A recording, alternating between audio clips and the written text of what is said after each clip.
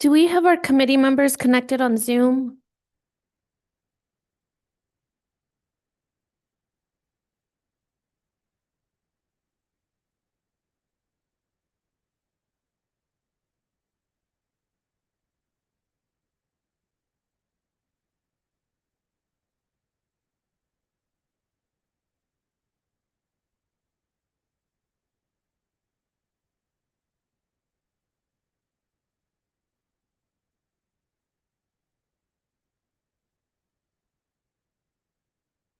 I'm here, Amanda. Oh, Aurora. great, thank you. I see Cameron on here as well. All right. So we will be doing roll call votes for everything just because we do have individuals online, and we make sure that we capture their votes and their thoughts. It's a set up a little bit differently, like I don't have you guys in front of me, so please just unmute and chime in if I am not seeing that you want to comment, okay? Perfect. All right, so we're gonna get started. I call to order the Public Safety Committee meeting. It is February 17th, Tuesday, and it is 4 p.m. Could I get a roll call, please? Member Chavez, Here, Member Finger, Member Bolicher, on his way. Member Wheeler, Excused. Member Pilcher. Here. Member Crawford. Here. Member Robertson. Member Martinez. Here. Member Listwood. We have a quorum. Thank you. Next is approval of the agenda. Are there any changes from staff? No changes. Could I get a motion, please? I have a motion and I have a second. Could I get a roll call vote, please? Member Chavez, Yes. Member Finger. Member Pilcher, Yes. Member Crawford, Yes. Member Robertson. Yeah. Member Martinez. Yes. Member Listwood. All right, that passes. We'll move on to approval of the minutes. Are there any changes from staff or committee members on the minutes? All right, could I get a roll call vote? Member Chavez. Yes. Member Finger. Member Pilcher. Yes. Member Crawford. Yes. Member Robertson. Yes. Member Martinez. Yes. Member Listwood. Okay, moving on to presentations. We have Director Morgan up first with Ready Santa Fe Emergency Public Information Platform presentation. So it's all yours, Kyle. Thank you. Thank you, Madam Chair, and members of the committee. I think is it on, Kyle? Check, check. There you Yeah. go. Just so that everyone is aware, we have to really use mics. I know sometimes we don't, but we have to use mics because everyone online will not hear what we say, okay? Thank you. Thanks, Kyle. And thank you for letting us bump you to this meeting. I know you were ready to go last time. Not a problem. I've reviewed the slides and remember what I'm talking about. So my name is Kyle Morgan. I'm the Director of Emergency Management here for the city. Thank you all for being here to hear me out about an exciting new addition to our ability to deliver timely public information and warning here in the city. So I'm talking about Ready Santa Fe. This is a new initiative that the Office of Emergency Management and really the whole city launched over the last few weeks and months. You may have started to see this pop up, especially in PD public safety notifications. So at a high level, like what is this? What does it do? So it's a website. That's all it is. It's ready.santafenm.gov. So an easy to remember, easy bookmarkable spot online that doesn't require an account or any logins. And this main page, the landing page that you get to when you first get there is it's a map. It's a dashboard showing locations of active incidents when they're occurring. That includes emergency road closures as well as public safety notifications. It looks a little different if you're looking on a phone versus a web browser, but it's the same information. And then other pages link to some valuable spatially enabled preparedness information products. So why is this actually important?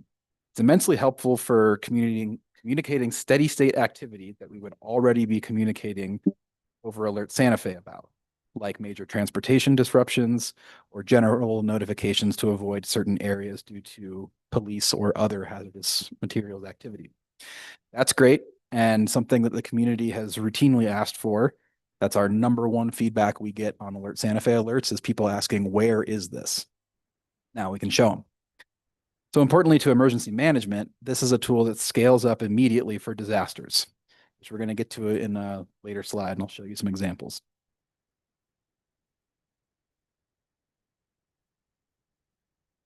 So we'll talk a little bit about how we approached this and provide some context for other communities that use similar tools.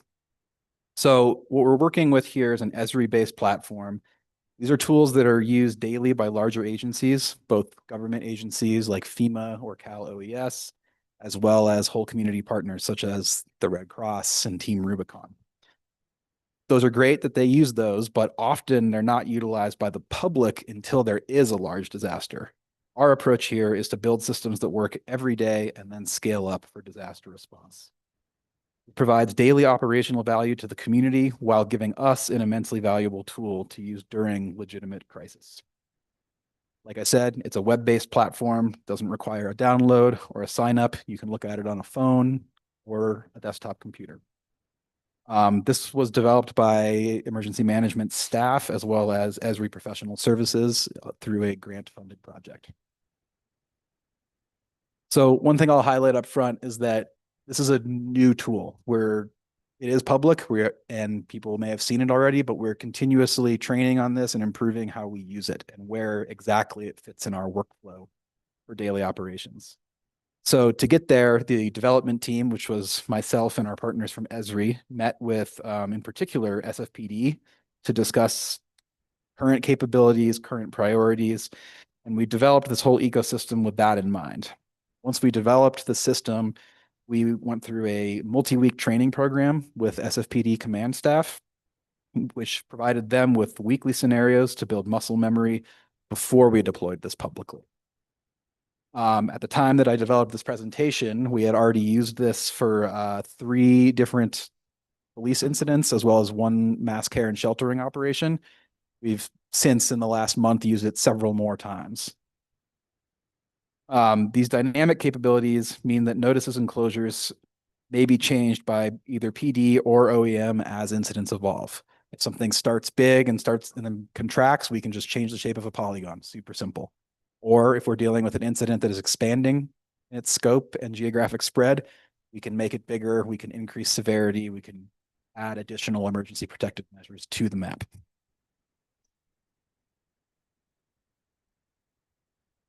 So those last few slides, I was showing what the public view looks like. That's what the end user that clicks on a link from either a police department Facebook page or directly out of an Alert Santa Fe alert sees. This platform also has huge value on the back end and is why we developed it this way. I'm just going to run through a few quick screenshots here. These are from a exercise scenario that we did. This is not a real incident. But you can see here the advanced situational awareness that we're able to provide to both leadership and first responders when we use these tools. We're able to see in-depth demographic analysis. We're able to manage evacuation zones and evacuation routes. We're able to establish shelters and points of distribution. This helps the EOC establish a common operating picture between field staff, executive leadership, and our mutual aid partners. Here's a quick example of an evacuation scenario in here. Again, not a real incident. We can simply just draw the way we want you to drive on a map. This way we're able to make these decisions in real time based on the hazards that are observed, not based on what we think might happen.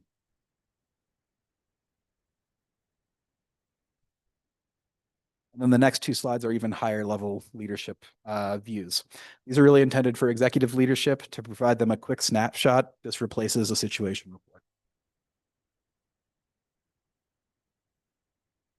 Same thing. This would be a bad day if this was actually going on. This is a look at community lifelines and how they're impacted by a fake disaster.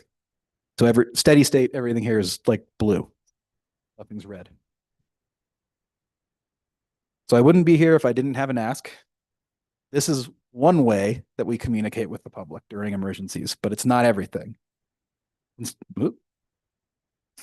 Constituents should go on our website and sign up for Alert Santa Fe. And if they're already signed up, they should log in and make sure that their settings are appropriate for where they live and what types of notifications they want to receive. While doing that, log into your phone or your any other mobile device and make sure that you have government alerts enabled. This enables us to send you wireless emergency alerts during major disasters and crises. And also bookmark ready.santafenm.gov. We're leaning forward with this project. We want to continue building this out. We anticipate doing some integrations with both Apple Maps and Google Maps to get our traffic closures into those platforms so that however you're digesting spatial data, you're able to see our information. We're also working on trying to establish integrations with third-party apps like Watch Duty, which are specific to wildfire evacuations. And we'd like to grow this into other areas, including special events management for pre-planned closures, as well as emergency utility notifications related to water disruptions and similar events. Thank you. Thank you, Kyle. Are there any questions? Yeah, go ahead, then. Member Wheeler? Sorry, Paul. Does this tie in? I mean, is it dynamic? Does it tie in like with hazmat stuff or plume, for clouds and plumes and with weather? I mean, will it change as the weather changes? Yep. Yeah. So if you go on ready.santafenm.gov right now, you'll see some active National Weather Service alerts. So those are pulling directly off of the Weather Service API. If there is a hazmat incident, we can absolutely add in shelter-in-place notifications here, and in the same ecosystem on the back end to have the ability to do plume modeling and things of that. Go ahead. Member Liswood, you could go. Thank you very much for this. How many people are currently registered in these various? Sure. Alert Santa Fe is our opt-in portal. And right now, this is a county-wide system.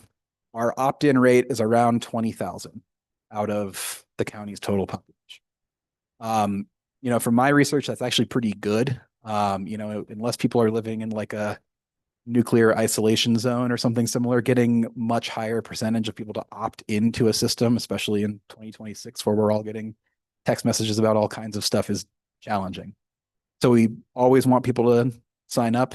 But I don't want to say that we've hit our ceiling. It's just that increased subscriber base has been a little bit challenging the last few years. With that said, we also have the ability to alert people through wireless emergency alerts. Those come into your phone looking like an Amber Alert. So unless you've opted out of government alerts, you're going to get those. So if it's a major, major, major emergency, that's how we're going to. Metrics for success will be what percentage of the population is either signed up for the bookmark ready.santa or how do you look at the metrics for this? Sure. So we can see the metrics on the back end. I haven't looked today, but on average, the website has about 200 views per day. It's super jumpy though. We get our most views out of this when it's actively being used during an emergency. So we've had 5 or 6 use cases of the system now, and those page views will go into the thousands in a single hour. All right, Member Finger, okay, great. Member Finger? Yeah, I'm just curious, have you put it out on like Nextdoor that this is available? Because I haven't seen it. I have not. We're not active on there. I know that PD has been doing a really good job linking to this when they've been using it, and they may, I don't want to speak for them, they may have a more active presence on Nextdoor. Or Santa Fe Bulletin Board? I've seen other people post it there. So it gets, posted around once it's out there. Thank you. And the nice thing is because it's dynamic, whenever you click on the link, that's the most up-to-date information about the spatial extent of whatever the situation is. All right, Member Martinez? Thank you again for this. Kyle, this is awesome. I actually love Esri, so this has been pretty fun to watch. I have a question about mutual aid partners. Who are your mutual aid partners right now? I know police, who else? Internal to the city, I mean, we work with everybody. We had an executive leadership training about disaster preparedness today with every single city department. Did that answer your question? Yeah, I think that's great. Thank you. I can imagine how useful this is going to be. Thank you. Any other questions? Cam, are you good? He's good. Yes. And I just have a few comments when we're talking about, and I always say this because we forget that they're a great source of communication. Utilizing districts, charters, and private schools and having, because right now they communicate directly to families, so it doesn't even have to go through students. But we see increase in surveys, we see increase in participation in every aspects when we use them as that net to get people to sign up. And they want to know what's going on in their neighborhoods. They want to be alerted. They want to be able to track. Their kids are at home alone a lot of times. So I feel like really targeting or working collaboratively with our schools, like I said, public, charter, and private, to like widen usage would probably have a significant impact. But yeah, I think it's important. So really, your ask is great, right? We want to increase enrollment in this, but I think that would be a great avenue to use. And our communication is great. Communications is great at drafting things to go through the schools to target our family populations. Thank you. Yeah. Any other questions, comments? All right. Thank you for the info, Kyle. All right, next we have, and just so everyone knows, my computer does not allow me to open any attachments from Civic Clerk, so I have to use my phone to look at attachments. I just wanted to explain that. It's a problem I cannot fix for some reason. But our next presentation is Review Citizens Police Incident Review Board and Possible Public Safety Committee Changes presented by Marcy Inorino, Palmer Anderson, and myself. And they are so kind to be here today to share this information. I just wanted their brains to be present because they are the ones that are helping me kind of explore our proposals that we did within our work session. Now, when we started these conversations, what came up was the Citizens Police Incident Review Board, right? That exists in city ordinance. And so we talked about a possibility because we know there's interest here. We know there are some city councilors that want something like this to exist, some committee members. We know the mayor is very interested as well. Now, does that mean that we transform to meet the role of this board? Not necessarily, but it could mean that we have an opportunity here to combine the role of the Citizens Police Incident Review Board and the role that we want for ourselves, and so that we are accomplishing two things for the city of Santa Fe. So I am just going to call them up and they can share anything they feel should be shared, and then we could have a discussion. I'll be taking notes because I'll be working behind the scenes with them to get this complete. Turn it over to you guys. Thank you, Chair Chavez. Members of the committee, my name is Marcy Iannarino. I'm the manager of the Legislation and Policy Office, and this is Palmer Anderson, and he is our policy analyst. Anything about yourself? Hi, I'm Palmer Anderson, and I'm the policy analyst for the Office of Legislation and Policy Innovation. Thanks for having me. Thank you. And they are the ones, just so that you all know, that literally do all of the legwork and making every policy or anything that comes in front of the governing body for vote possible. So they do the research, they draft, they work with the city attorney to make sure it's ready to go. They do all that work. So I would be perfectly happy to answer questions. And I think one thing that Palmer and I are wondering is what your goal is. What do you think your main goal is? And then we can maybe work backwards from there, or some of the ideas that you're having. Maybe you don't know what your goal is yet. But I guess I would stand for questions around your thoughts about what your goals are and what's possible. I even wonder if it would be helpful, I could put my computer on and we could look at the that section of code if you all wanted to see that. I know you all have already looked at the resolution that is your enabling legislation. So we could talk through some logistics if you were going to decide to make this body sort of live in that section of code and instead of your enabling legislation being under this resolution. So any questions that you guys have about that would be, I'd be happy to answer, and Palmer too, and we're happy to be here. Thank you. I think you projecting on the screen would be helpful. Just so you know, what's included in the packet are minutes. So when the board was established, you can see very clearly in the minutes that they had a conversation about meeting less. So I think that's significant, the fact that that's when we can come in as a committee to fill in those gaps. So because we are having a lot more that we discussed here, I think that we're building something, and then to put on or to include the role of the review board to a certain extent would, I think, be a great combination. When I talked to them about goals, I talked about goals that we kind of documented in our work sessions, which included, us really expediting the process for public safety and approval for some of their items that come through. I talked about us just really utilizing the minds that we have here and the experience to build more than what we have in the past, which is possible without a change. So those are some of the things that I have highlighted. But yes, I'm going to turn it over to you because you actually have the team that's going to make this possible here. So go ahead and you could start. Actually, it's more of a historical question. Remind us what happened to this committee? Did it just die for lack of interest, or?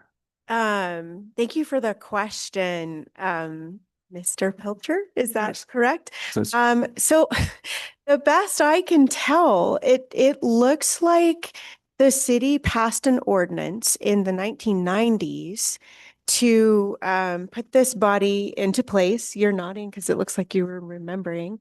And as far as I can tell, I don't think it was ever stood up. I think maybe we got the ordinance passed, and then as far as I can tell, it looks like you all may have answers among yourselves. Yeah. All right, go ahead. Committee Member Wheeler. So I probably have more historical information in regards to the creation of this than probably anybody else in this room, just because I was there. I was probably I had been a member of the police department for maybe 6 months. And we had a shooting in front of St. Anne's Church where an individual by the name of Pancho Ortega was shot and killed by the Santa Fe Police Department. Happened to be working that night. I was a rookie assigned to my field training officer. The political and public outcry that came from that, especially at those particular times, because Santa Fe never had officer-involved shootings. That was just something that was not commonplace by any way, shape, or form. Steered a lot of things that took place in the political environment in the city of Santa Fe at that time. We had the election of Mayor Debbie Jaramillo, who many people felt was not a huge fan of the police department based on what was taking place at that particular time, and it steered the police department in a certain direction, and that's where this all came from. I want to say mid-90s. I joined the police department in 1993, so it was probably right around that time frame, shortly thereafter. That's why this was created. They wanted some oversight. They wanted individuals actually evaluating what police were doing, why they were doing what they were doing. So that's where it all kind of came from at that particular time. I don't remember, as I developed through the police department, it ever having any serious teeth. I know that there was a number of individuals, obviously we passed through a number of different chiefs. If I remember correctly, looking at these minutes, Lieutenant Nigel Bridger was the administration of Chief Beverly Lennon at that particular time. So there was incentives to make it happen and to have that oversight. Some of the major problems, and I've talked about this on this committee before, is understanding what police do and why they do it. I remember we did a number of different public interactions where we showed what's called the Tooler drill. I don't even know if the Tooler drill is still applicable today, where you talk about, reaction times and what police have to do within a reaction time. It was specific discussing as to the Pancho Ortega incident. He was armed with a knife. He started to close distance on police officers and why the actions were taken. I mean, things that have evolved dramatically over the years. And now we have body cameras that are assigned to all of our officers that are out there. We have vehicle cameras that are reviewed by supervisors, my understanding, on a regular basis. So that's where we're at now in regards to understanding that policy from back then and probably applying some of the checks and balances that are already in place from the police department's perspective. And so now I'm going to jump off of that, and I'm going to, as a committee member, some of the things that we've discussed and what I like for us to see is acknowledging some of those things that our police department already does to influence those checks and balances. And I had a number of conversations with Chief Joy when this first came up. There was discussion about, recreating this or re-implementing this committee to determine how we have that oversight, but also understanding what's already in place with our police department.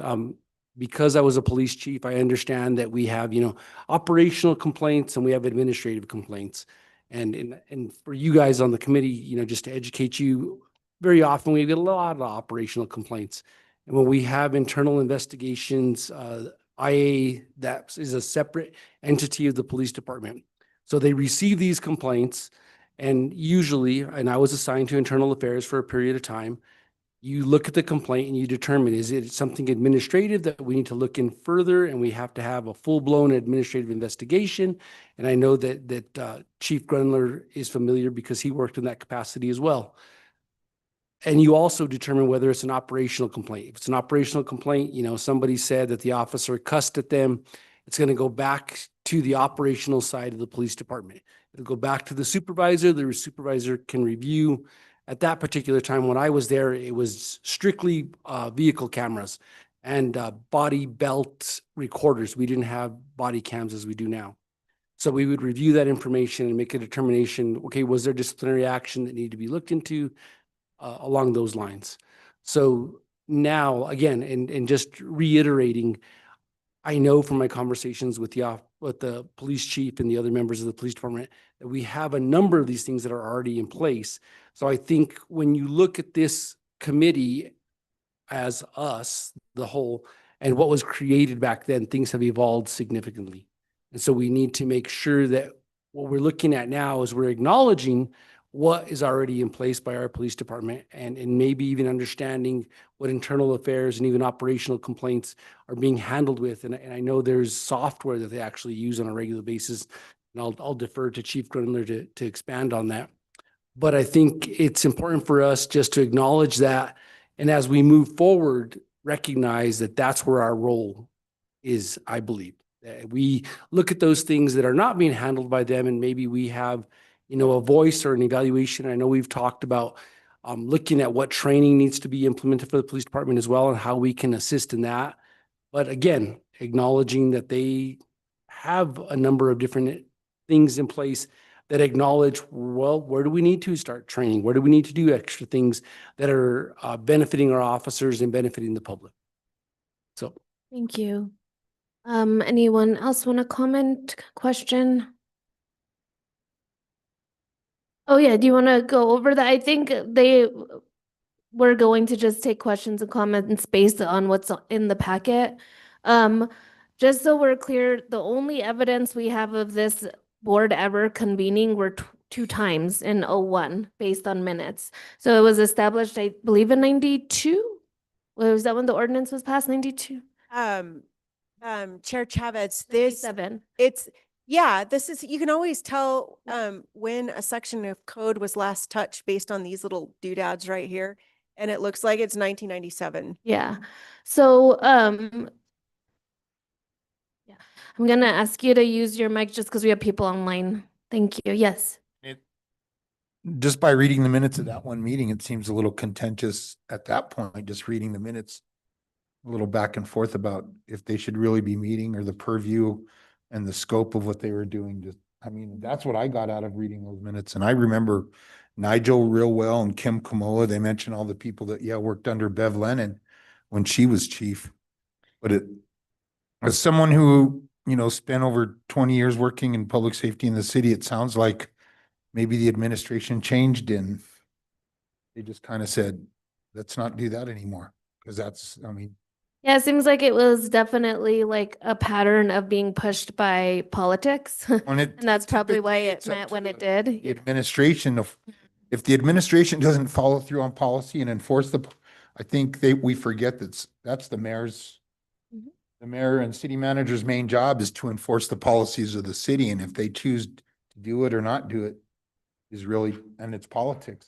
Absolutely, I agree. I will say that I think it's very clear our mayor has made it very vocal to all of us that this is something he would like to have present. I believe he shared that with the committee when I was not there one of the times.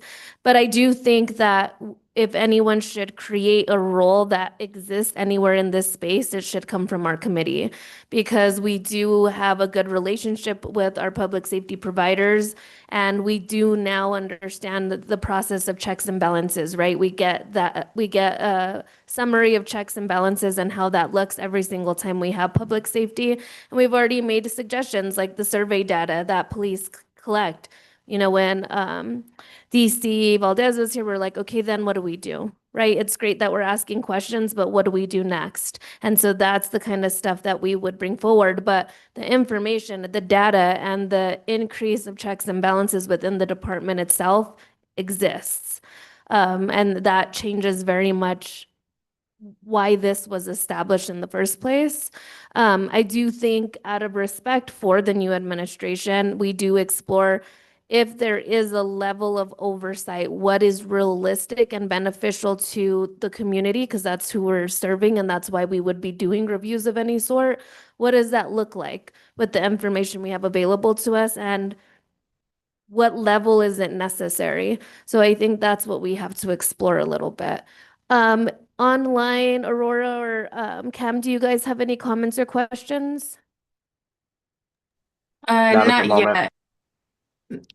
I was just gonna mention, kind of lost my train of thought now. No, what's the mayor's vision? Does the mayor want to sunset this and merge these? Because right now it's two different things that we have. So I know when he came into our meeting, does he want this kind of merged into one committee? Because there's a lot of, I want to say, he said something like 30 committees right now that the city has. And I think he was looking at kind of streamlining some of that. So what's the intent? I mean, part of the, what I've said is this, since the Public Safety Committee first was enacted, it's really had no teeth at all. We're basically a rubber stamp. So it's like, why are we bothering? There's times where I feel like, why am I going just because I'm going to hear a presentation on monthly stats? There's no real, we're not really inputting that much into policy direction or stuff like that. And I don't know if the committee agrees with me or not. I mean, there's certain things, I'm going to give the planning commission an example. There's a lot of things they pass that never go to council and it just moves on. There are certain things that I think this board could do the same, like with regards to when they declare drought for fireworks or approving a fireworks permit. It seems silly to me that the fire marshal and the fire department should have to go to 3 different city meetings to do something that typically they should be able to do administratively. So it's those types of things where I think there are certain things we should be reviewing, and a lot of times they talk about police oversight. We could be looking, there's things that the fire department does that maybe we should be looking at too. I mean, there are cases there where, we've had cases, there have been cases in the last year or so, let's just say, of things that have happened where things hit the paper and we get questioned about those types of issues. And I think that's, not just fire, police. It should also be, if we're gonna, I'm not sure with the whole reorganization, or they're kind of talking about moving code enforcement. There's a lot of code enforcement aspects that are directly, you know, public safety issues. So I think, I mean, if this is going to be a feasible committee and, you know, it seems sometimes I think I'm wasting, you know, their time they just show up and do presentations for us. They love hanging out with Yeah, us. but- I just want to give it back to Marcy because everything you said, we have discussed a little bit. And I just want to say real fast, the city attorney's office has been amazing in being like, well, maybe public safety and their, reorganization will help us figure out what committees and boards are actually necessary and which aren't. So it's kind of leading that work because we're saying, hey, like we're more than what's here and we want to redefine our role and we want to serve a bigger purpose. And it's like, okay, well, that should be the same for all other committees and boards. So I'll turn it over to you, Mercy. Thank you, Chair Chavez. Member Ballater, I think that I'm here today to sort of outline for you all sort of the context that we're living in with committees and their authority levels, and maybe discuss any options that you guys are sort of thinking about. You're correct, the Planning Commission has sorry about that. I think that's my.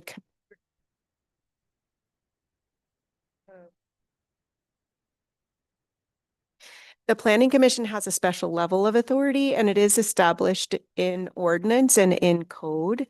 And so what we were sort of discussing the other day is that, this section of code here exists.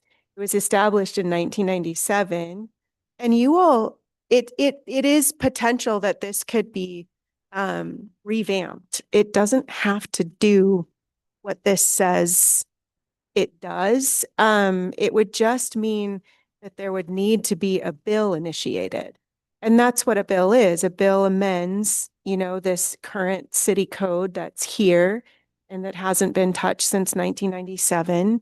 And you all could look and see what's under the purview currently under the police department, just like Member Wheeler was saying, and then look at what's not and look at what you would want your purview to be.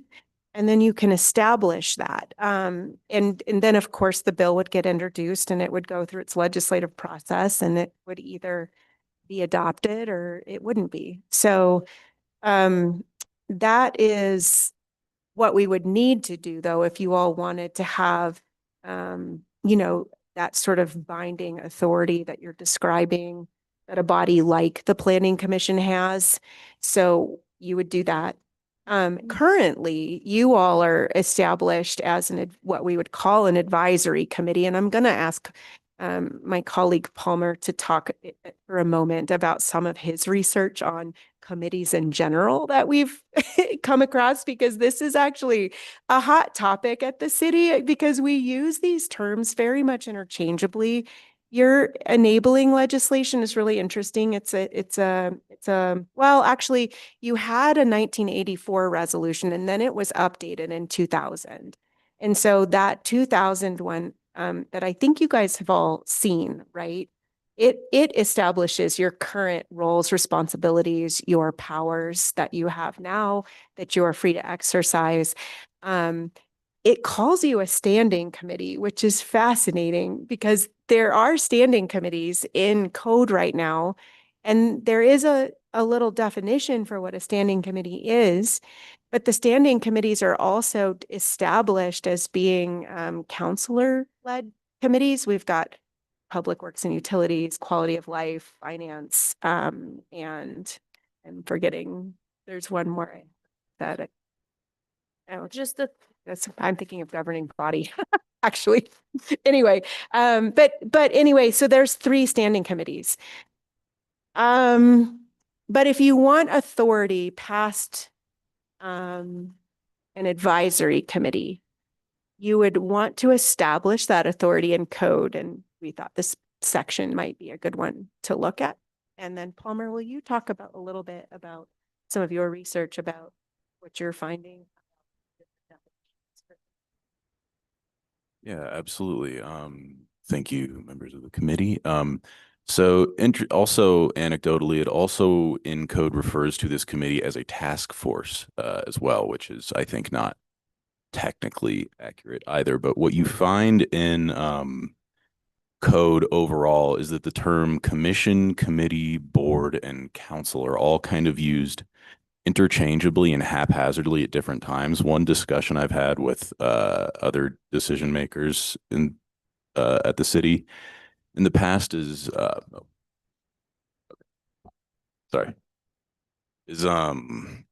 how we can more kind of clearly define what the purpose of these different advisory bodies is, and like whether or not they all sunset or don't, or whether or not there are specific provisions defining what a commission is and what its purpose is, what a committee is and what its purpose is, because right now that is not particularly clearly defined in city code. And I guess I'm happy to answer kind of other questions regarding that as well. Or Any questions, comments? Yes. So it appears that given we could only find the 2 meeting minutes, they were like 25 years ago. It begs the question, what's the current need for this function to occur? Unless I'm unaware if there's people out there clamoring for it, but. Thank you, Member Pilcher. So it's interesting because kind of a lot of what I've been hearing is kind of in a question of policy redundancy, and sort of the question of whether or not these policies, as it was previously mentioned, already exist in public safety bodies in the city.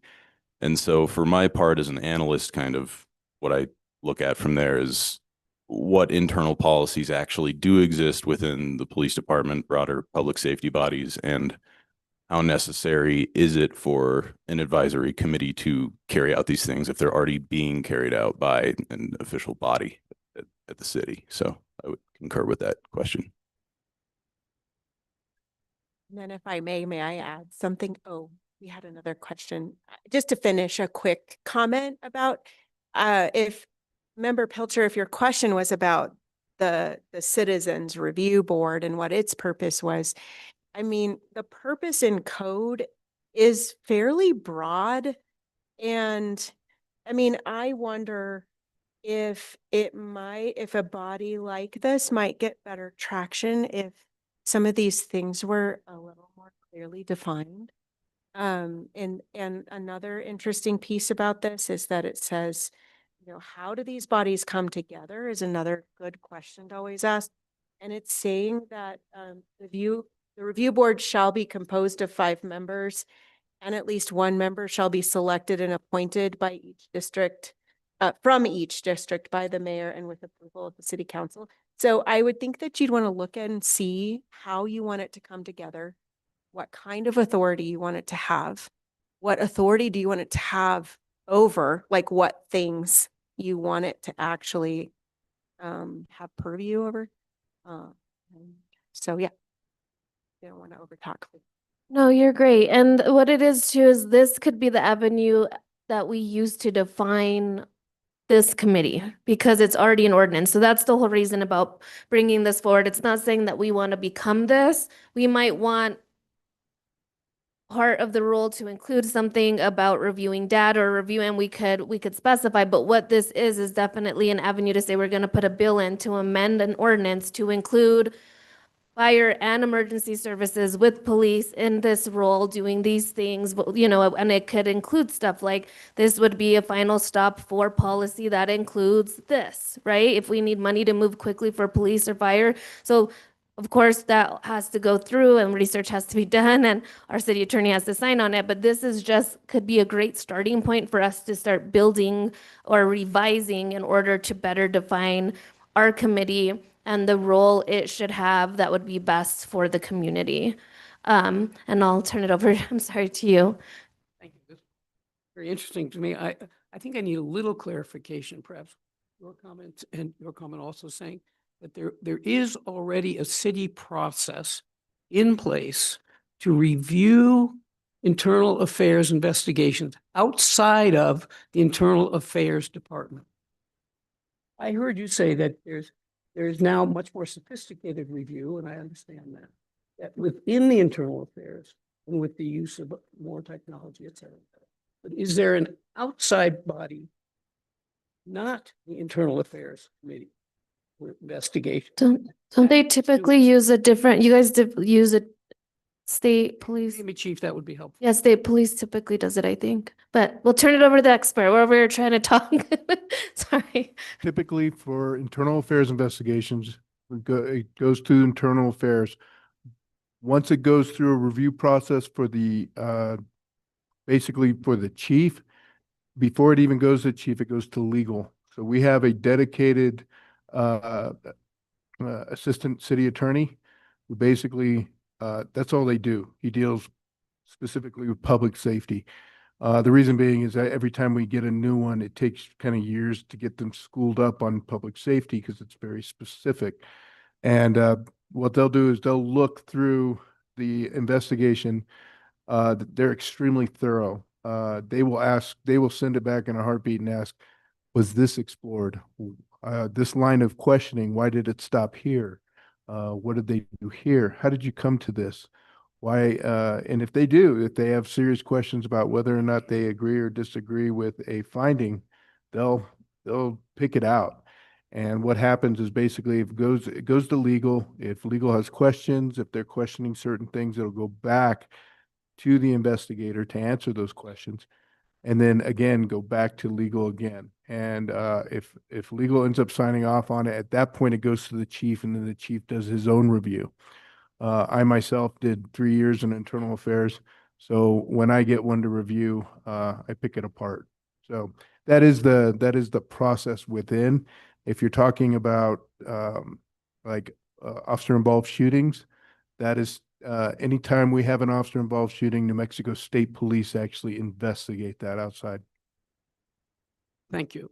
I spent 4 years with the Metro Transit Police Review Board, and we were an external to internal affairs, external to the legal department, external to the police chief, with similar kinds of conclusions, concurring, disagreeing, not supported, incomplete evidence, et cetera, which is the criteria one would look at for this kind of thing. For not just underuse of force, but other things which I found fascinating in this review board, because it included use force, false arrest, racial, sexual insults, slurs, gestures, et cetera, quite broad, actually, in its mandate. So I guess, Chair, the question in my mind is, would the mayor think that the city attorney is a sufficient outside entity, outside of the police department or fire, to review these issues independent of the entity that is affected? Do we think that that's adequate to it? Because that's what is there anyone else who's doing anything? Because you mentioned that there was sufficient review, or maybe I don't want to put words in your mouth. Member Listwood, thank you for that question. I don't believe I could be remembering it incorrectly as well, but I don't believe I mentioned sufficient review. I was just pointing to the fact that if there is sufficient capacity in public safety bodies, then it's a question of whether or not a review board like this is redundant or not. I'm not entirely or particularly familiar with the internal review process at the police department, though. All right. And I don't know what the priorities. So, like I said, I know that there's a city councilor and our mayor that has voiced wanting something along these lines. I don't know if they're experts though, because we had a public safety task force. They failed to ask questions to the people that were doing the work, right? So, and I think we keep having these yes, we need to have review boards and we need to do this. And it's because they don't realize that we already have a bunch of public facing information that can be reviewed. That is why, we end up in legal situations. That's why all these things occurs. All this information is there already. Everything becomes a public record. We have survey data coming forward. We have stats coming forward. We have all of this coming forward. So I think oftentimes the want for this might be communicated based on a lack of information, because I have publicly communicated I respect the task force, but I really had a huge issue with the fact that they didn't have conversations and did not dig in to the work of our actual police and fire department when they did. So they did a bunch of things that they wanted them to do, which they already had in place. That's how much of a disconnect was there. So yeah, I think we could bring the mayor to the table when I work with the city attorney and just kind of let them know or make sure that there's an understanding as to a need.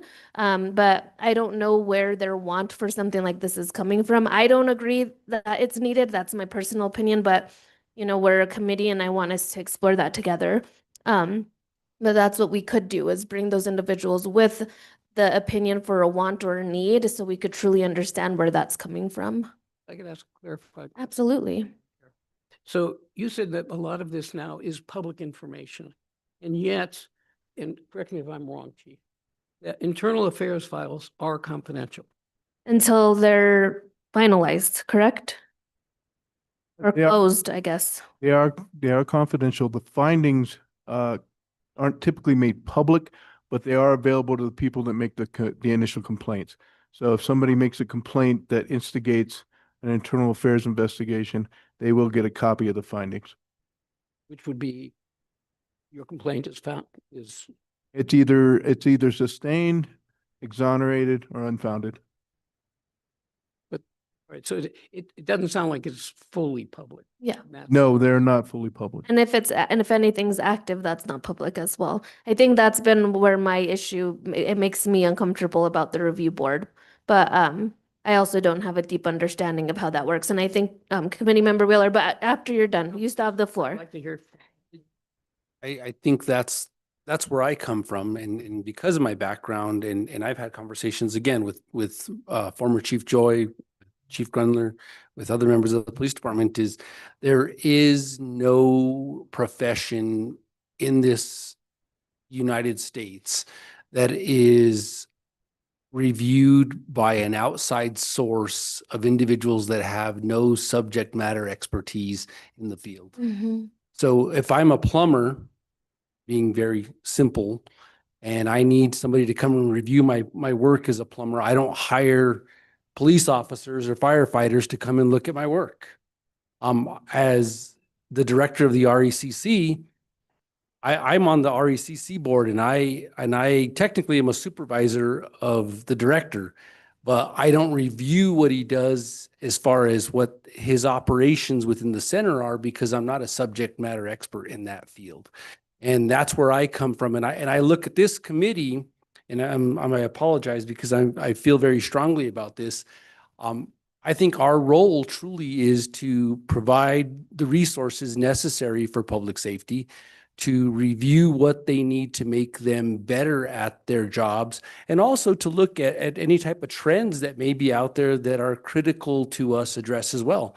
If we see a rise in burglaries, we need to address that. If we see a rise in incidents involving abuse on police officers, we need to address that. And that's where I see this role is. And I think that what was created back then in that review committee, it had maybe right intentions based on what the political environment was, but it definitely did not benefit the citizens of the city of Santa Fe, in my opinion. I think another role, just because I don't know if you're capturing all these ideas of roles, I am as well, but is building a relationship and an understanding, I think, about public safety with the community. And we've talked about that, like we don't say enough. The Santa Fe Police is really great at saying the work they're doing, the community work they're doing, but I think really building that understanding of the work, the operation, the transparency, which they've already began, is really important. Like, how do we support them in building the relationships and with the community members they serve? I would like us to work on as well. And also understanding what is in place already. And I talked about that, earlier about body cam footage.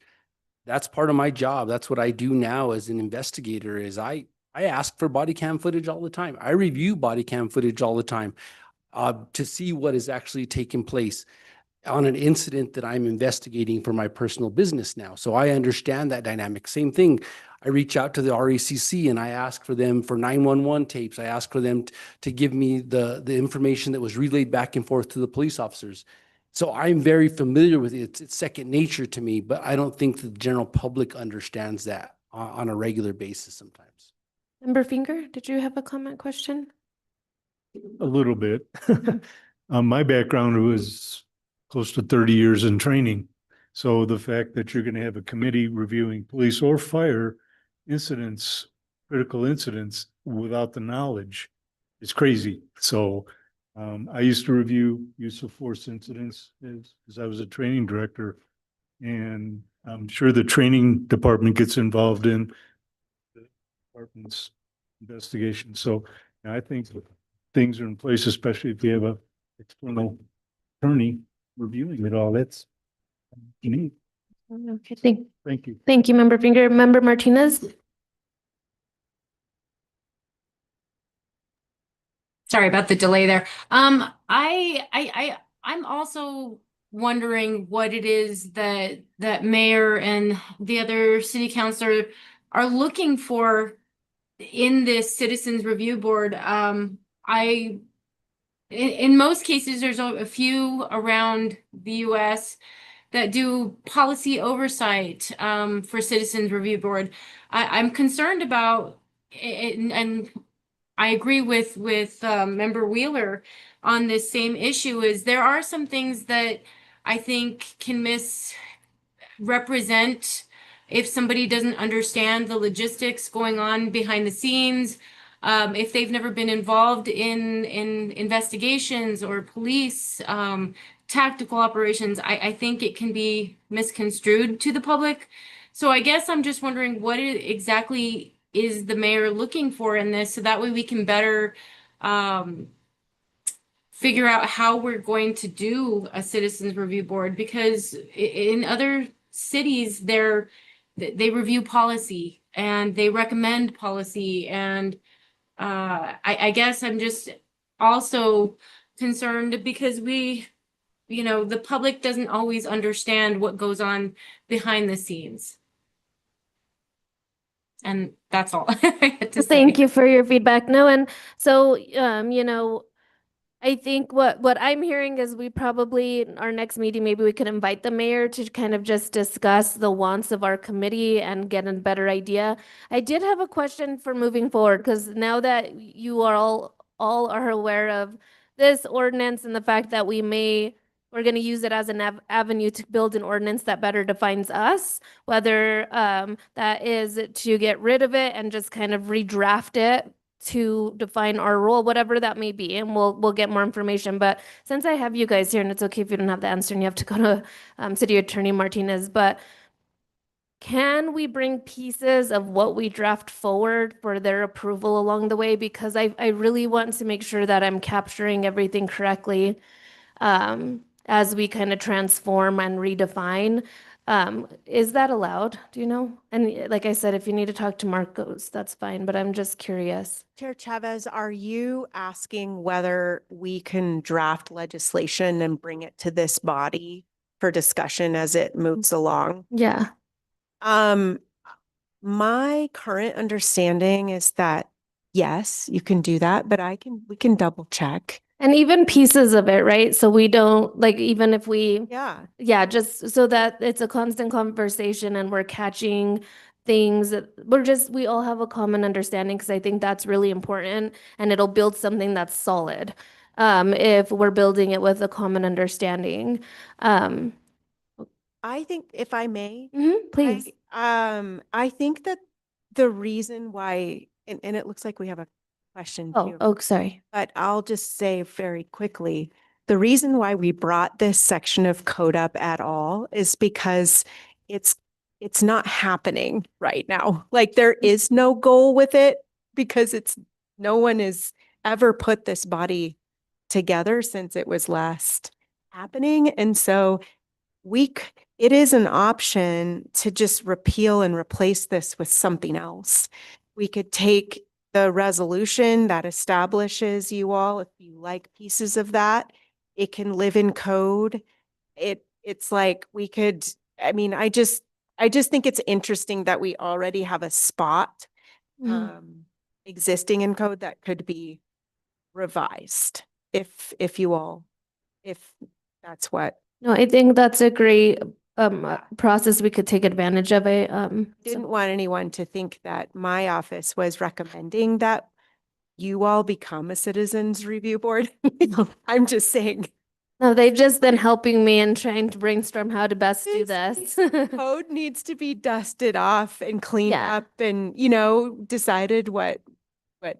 And I think building it so it's not just like, it's not like I want to build something so it's sustained through, different administration, because it seems like this has actually been great. I think this is the most consistent membership we've had because we had a lot of seats empty off and on there for a while. So I want us to build something that's very clear that people join this board knowing what they're going to accomplish which a lot of people are in committees and boards and they're like, I don't even know what I'm doing there, which is kind of where we were at with a lot of members here. So I really want us to build something because I think that this has a purpose. I think that it's very important, especially around public safety, that there's community members that are really looking at this information.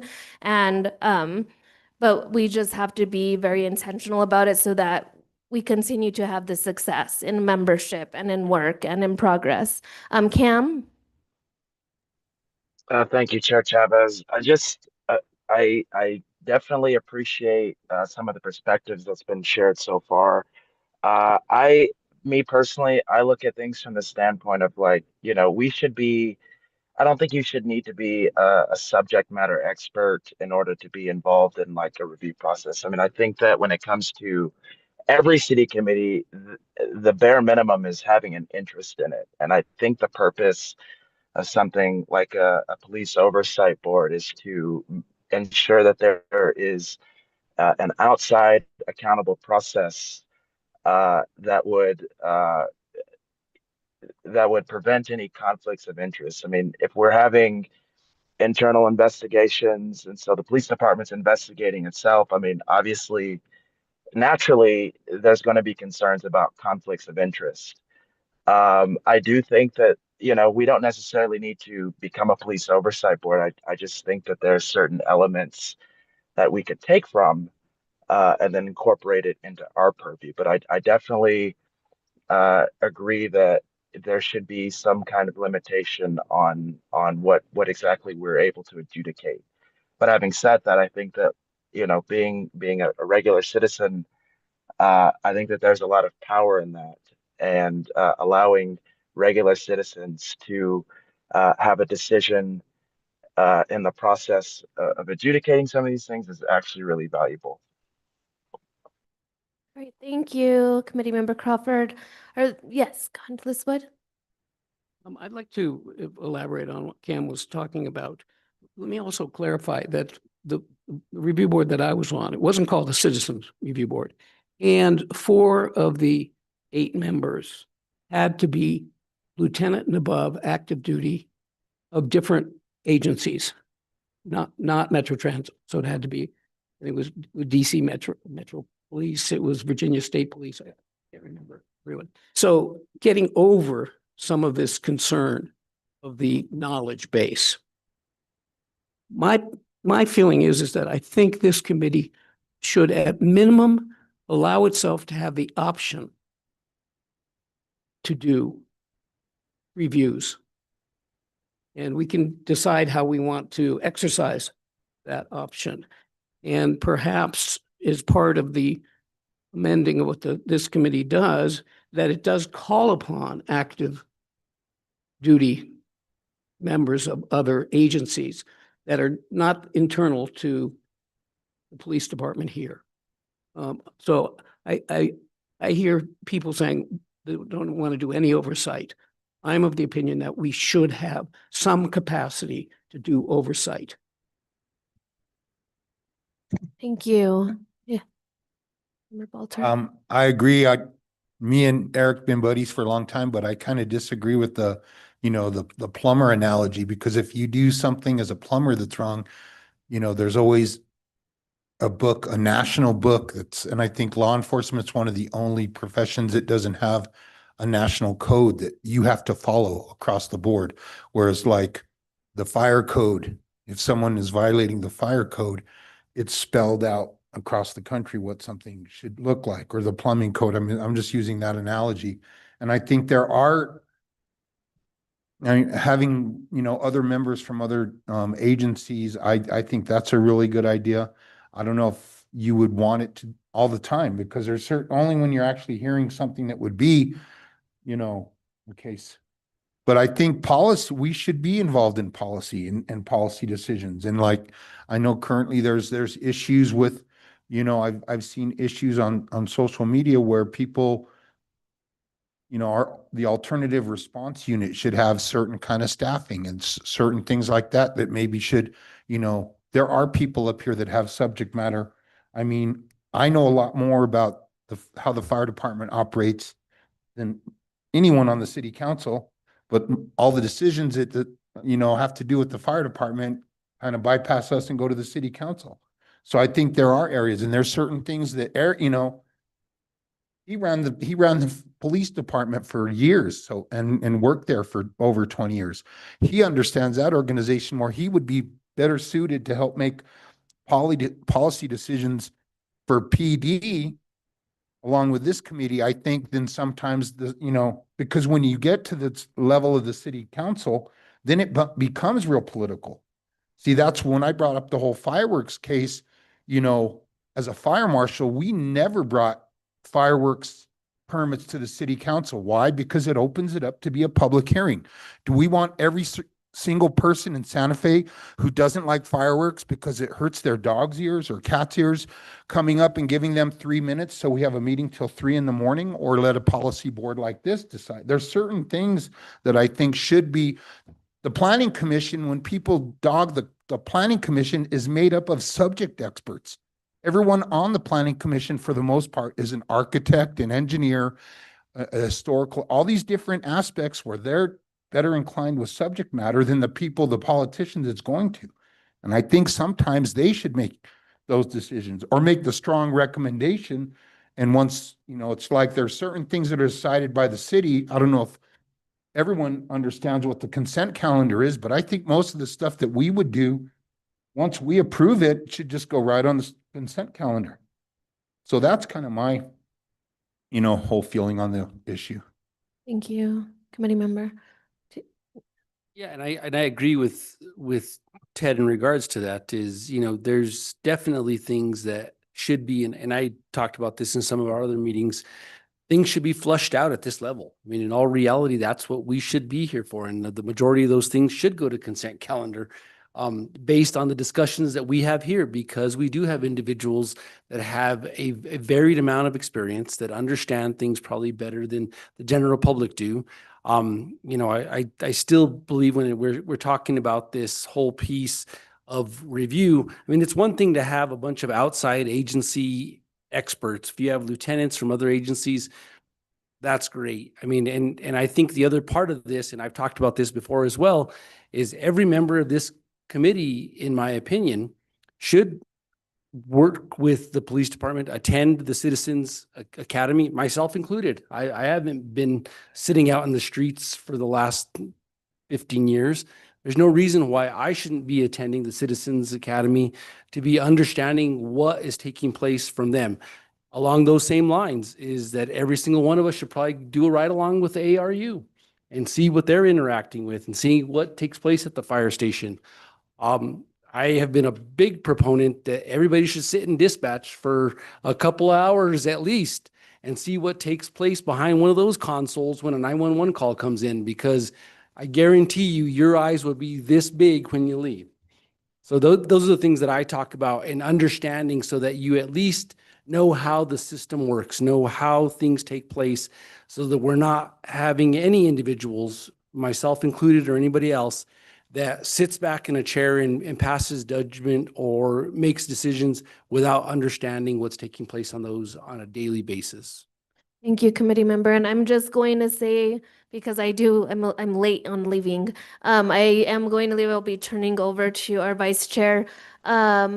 Aurora, we will get your comments.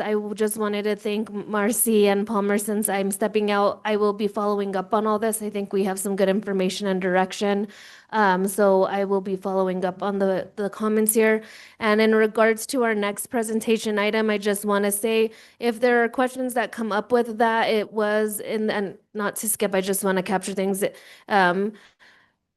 There was an article, right? I don't remember the date. There was an article on this, but I do want to say that we're bringing these statistics. If there are concerns, then we can, of course, discuss them. I'll follow up with Chief Grundler. I'll follow up with Vice Chair Bolter. And if you have direct questions for me, where you want more presentation, you want more information of any kind, please email me so that we could request that that information from our chief.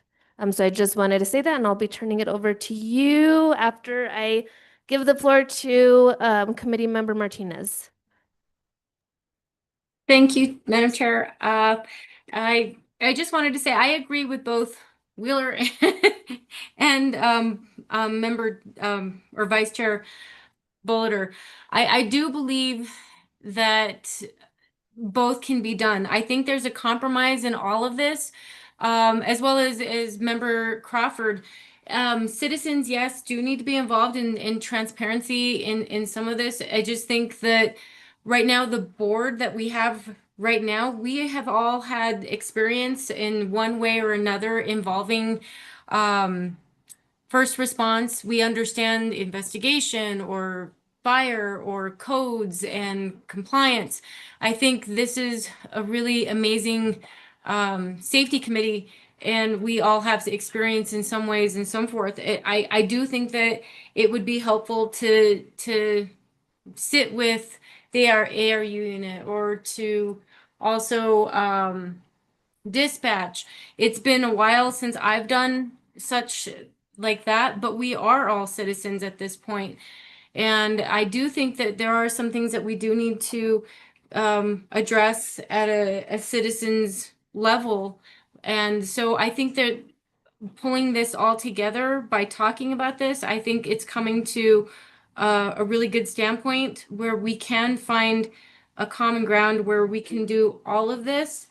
I think that there are policies that we should be able to prove at this level without having it to go on above. And I think with us having the level of expertise behind us is what makes this committee able to do that. So I'm just saying that I agree with everybody on some level on all of this. I just think we're on that path.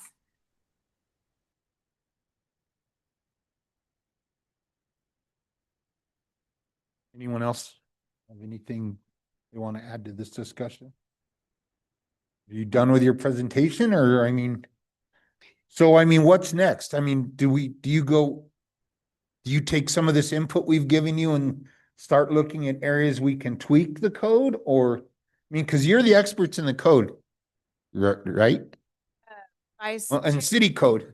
Vice Chair Bolter, I would not call myself an expert on the entire code, no, but it becomes our job to become an expert in the section that we're working on. There's a lot of sections. Well, it's not land use, so it can't be anything like that. I don't want to talk about land Yeah, use. okay, yeah. No one wants to talk about land. I'm just joking. I think that a great next step might be to create a table, and I imagine my office may even be able to help with this. That established what it was that you all wanted oversight over.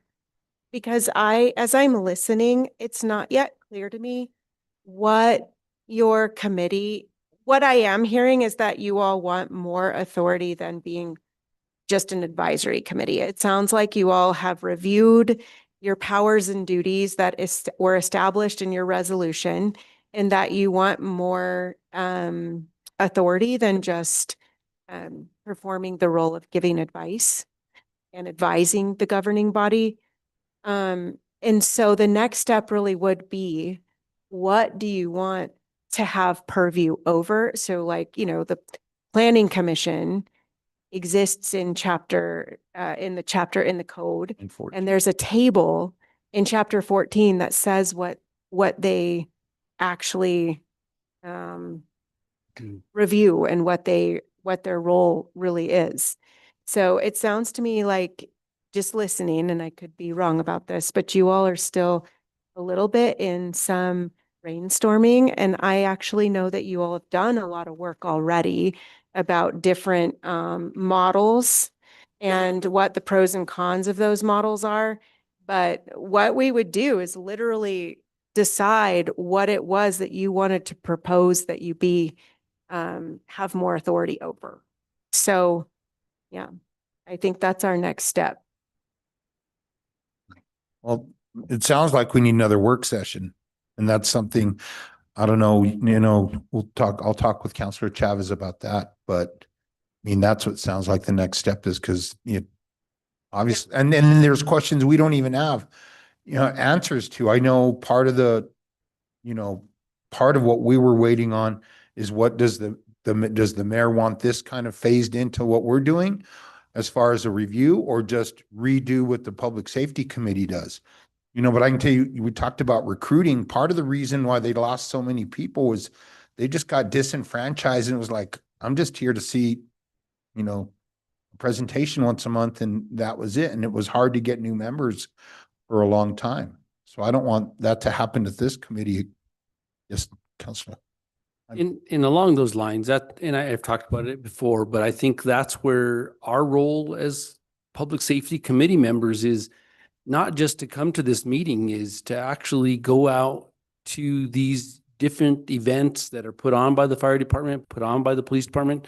I believe on the 27th, it's Coffee with a Cop at Java Joe's, and listen to what the community is saying. I truly believe, and I've attended a number, especially when we were suffering with severe crime issues, and we had a number of forums at various places, and even we just had one, and I know Cam was there as well, in regards to juvenile justice.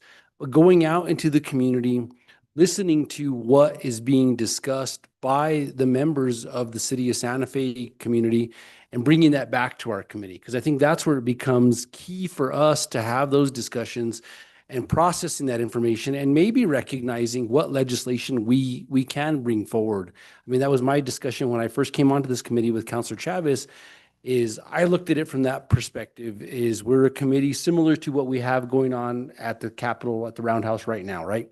Legislative committee, they meet, they discuss, they propose it, they process it, and then that eventually comes to the governing body for some type of legislation. Unless it killed. And that's what I would like, right? Unless it gets killed, Unless it's right? tabled at committee, yeah, we wouldn't have. But at least if we had that information and we're bringing that information, and that's where my expertise obviously is talking to the chief, talking to the members of the police department, talking to the RECC, and finding out, okay, guys, what are you seeing? And I ask all the time. I reach out to them and I say, well, what's going on? What's happening? And not just the administration aspect of it. I talk to line officers all the time and I say, guys, what's going on? When we did the radio transition and we had problems with the radio, I was talking to guys that were traffic officers, and they're explaining to me, hey, we have crappy radio reception at this location, blah, blah, blah, whatever the case may be. But bringing that information back so that we can push that forward. That's where I see us moving forward as a committee. And that's where policy is developed that benefits not only these entities in public safety, but it also benefits our community members as well. She's got to think a response to that. Okay. Member Wheeler, I think it's important to say that the advisory committee, the resolution that you all have that establishes your powers and duties can also be revised. There are a couple of committees that bring legislation forward, and they're at the advisory level. So I'm not here to advise you all on what the path is forward. My job The role of my office is to respond to governing body members as they generate legislation or ask us to research policy models. But there are committees that draft legislation. We would just have to change your roles and responsibilities and the And I think that's you, one what thing we you would. already have. And what I think would be, if I may, if I was to have an opinion and if it No, matters, no, yeah, I please. I sometimes do wonder, you're not the only advisory committee that has had these frustrations with saying we have no teeth. But I sometimes wonder if the committees are not flexing, they're not exercising the powers that they already have. I don't see any reason why this committee can't do what Member Wheeler was just saying Mhm. already. So, there's that too. It's getting smart about how you use the authorities that you already possess. But that's just me. Two points. One, someone brought up, which I thought was excellent. We should hear from the mayor.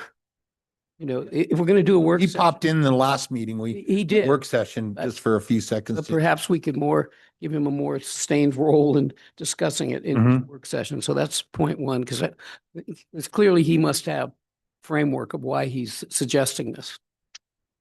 Second point is that I think it behooves us, and I agree completely that, as members of this committee, we should be out there talking to citizens, talking to officers, talking incidents, et cetera. I think that's an excellent way of gathering information. But we should not leave information on the table not explored.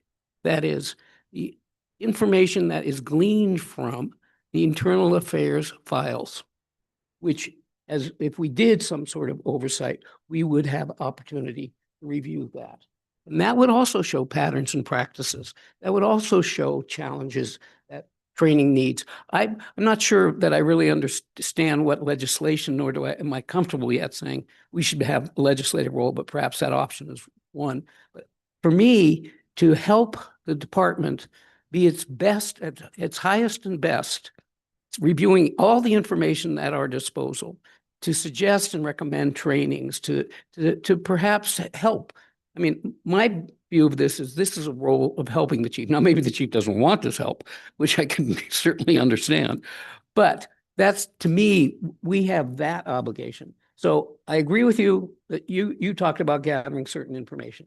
I'm just saying there's another whole pot of information that is there that we should have confidential access to. That's. Anyone else? Just one more quick thing I just wanted to ask you about, and I'm going to ask Amanda if we can possibly get the mayor here at the next meeting. Quality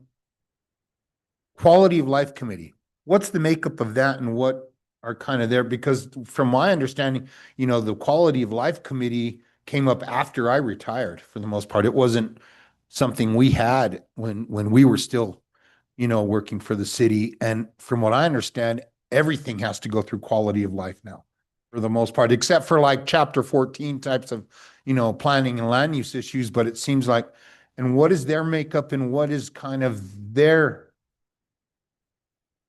roles and responsibilities kind of? Member Bollitter, Quality of Life Committee is, as you say, it's one of the 3 standing committees. And it is comprised of city councilors. So it's made up all of city councilors then? Correct. Okay. And the mayor appoints their Mhm. seats. Okay, And it's just like, so it's like finance. correct. It's the same model as finance committee. Exactly. And then what they hear, like what types of matters they hear, Mhm. is established in city code. So, and I was going to pull it up and I'm just not up quickly, but I can definitely tell you but like when we send legislation, for example, they don't just review legislation, they review all kinds of different things. But if we send legislation to them, it's because it falls under their purview.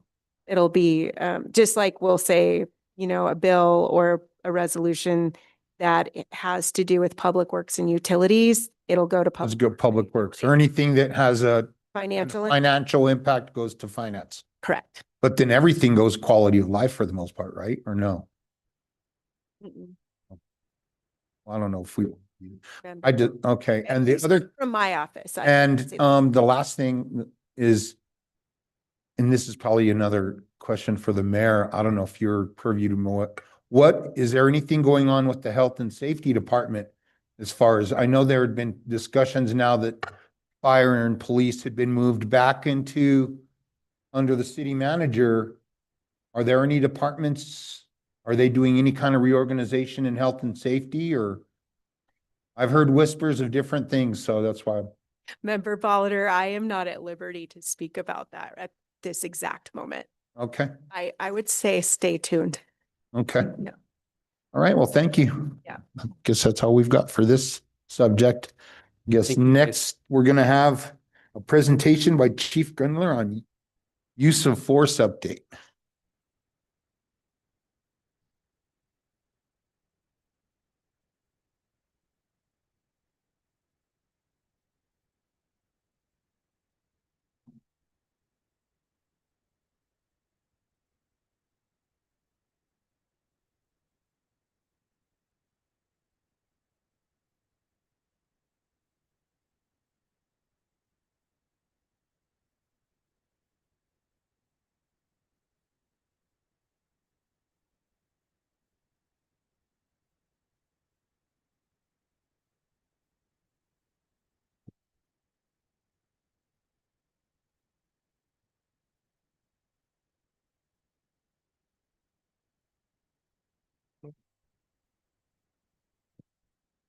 Vice Chair, committee members, I was asked to put together a presentation for Santa Fe Police Department use of force statistics, going back from 2021 to 2024, which was the last full year that we provided statistics. And I do have something going up, but it's not going up.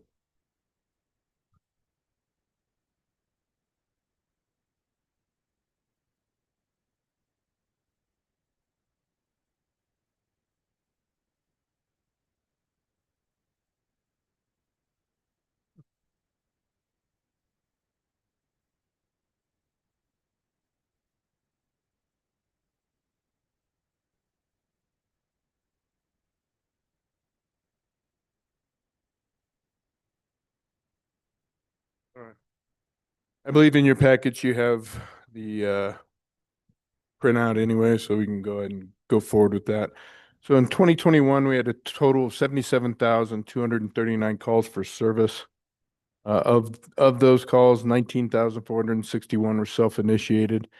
And as you can tell, every successive year after that, it goes up in terms of total calls for service. And with the exception of 2022, so do the self-initiated calls for service.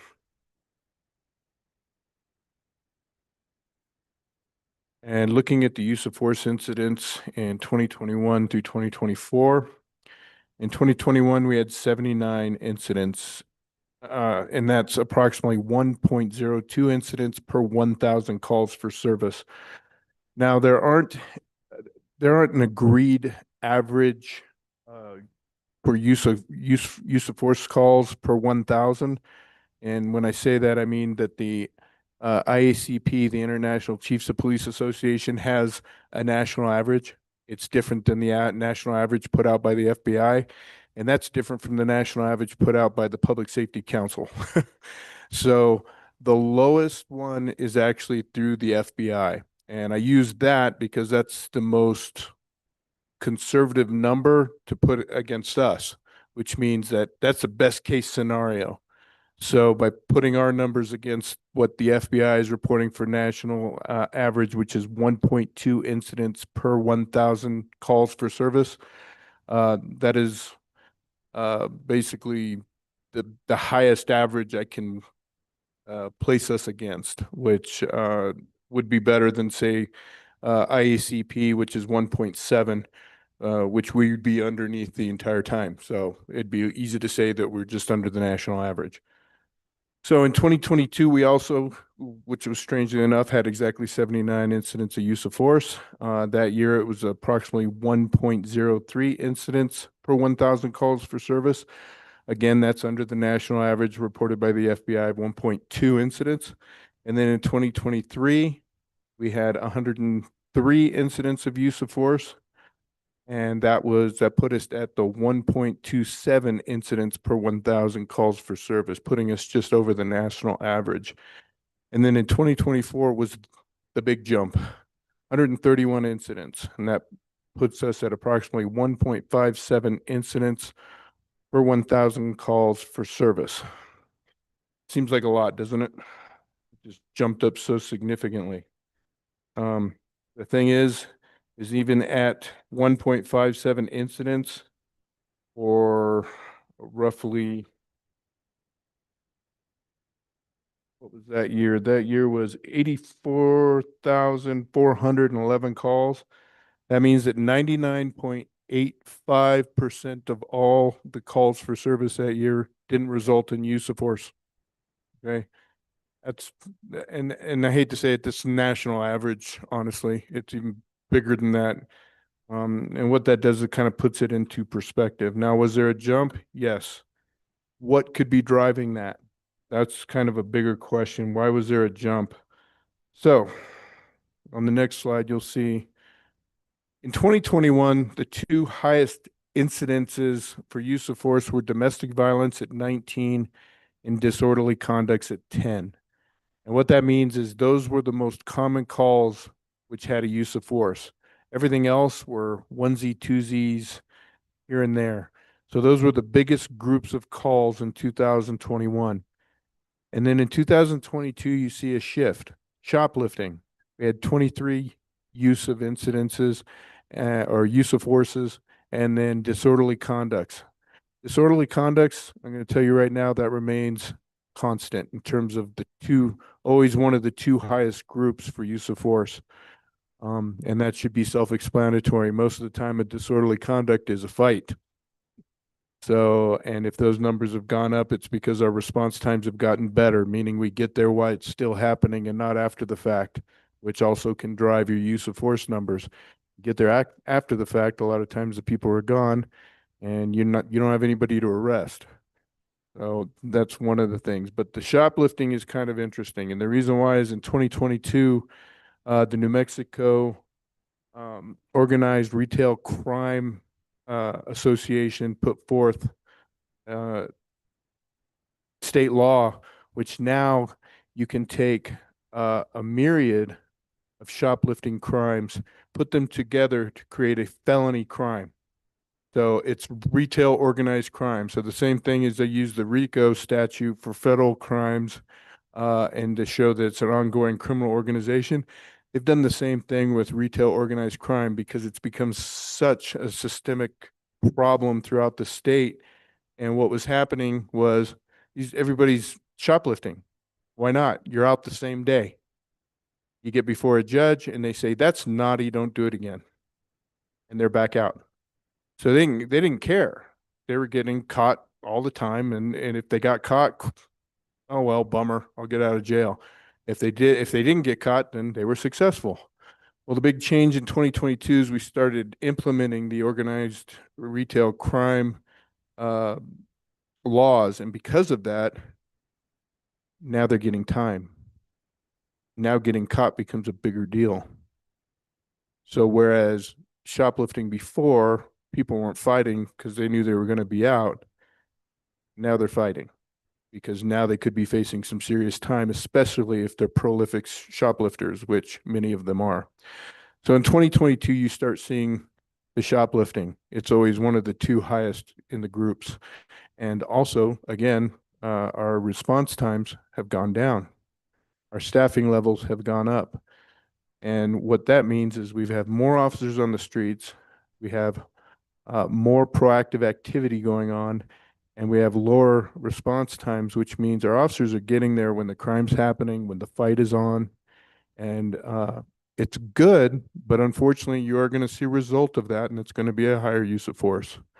And that's only because, again, for our shoplifters, they don't want to go to jail for long periods of time. And for our disorderly conduct people, if they're still in the middle of a fight, sometimes they're going to swing on the person who grabs them first, and they don't realize it's a police officer until it's too late. So again, speaking to our vacancies in 2021, we had 33. In 2022, we had 38 vacancies. In 2023 or 2022, we had 38 vacancies. In 2023, we had 22, and then 2024, we had 13. As of today, we have 4. Our vacancy rate is it's gone way down.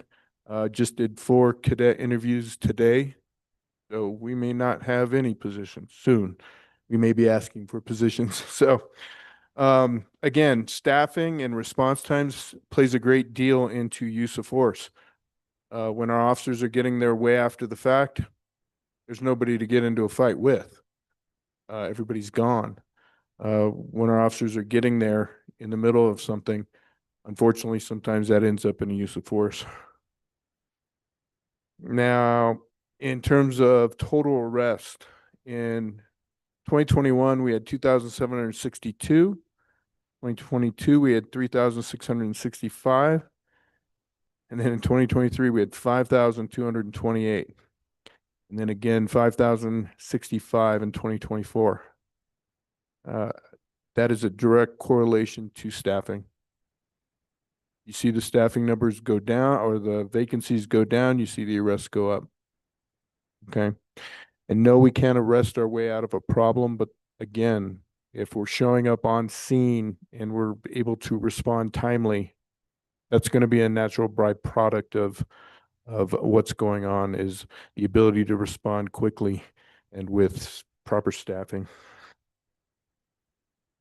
So I did get, the one thing is when I put this together, I didn't have the 2025 numbers, but a very good lieutenant of mine was able to crunch the numbers, pull them off some of the other reports, and I was able to get some other numbers. So in 2025, let me find all my information here. Where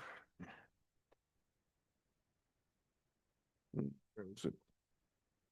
Okay, in 2025, we had 83,034 calls for service.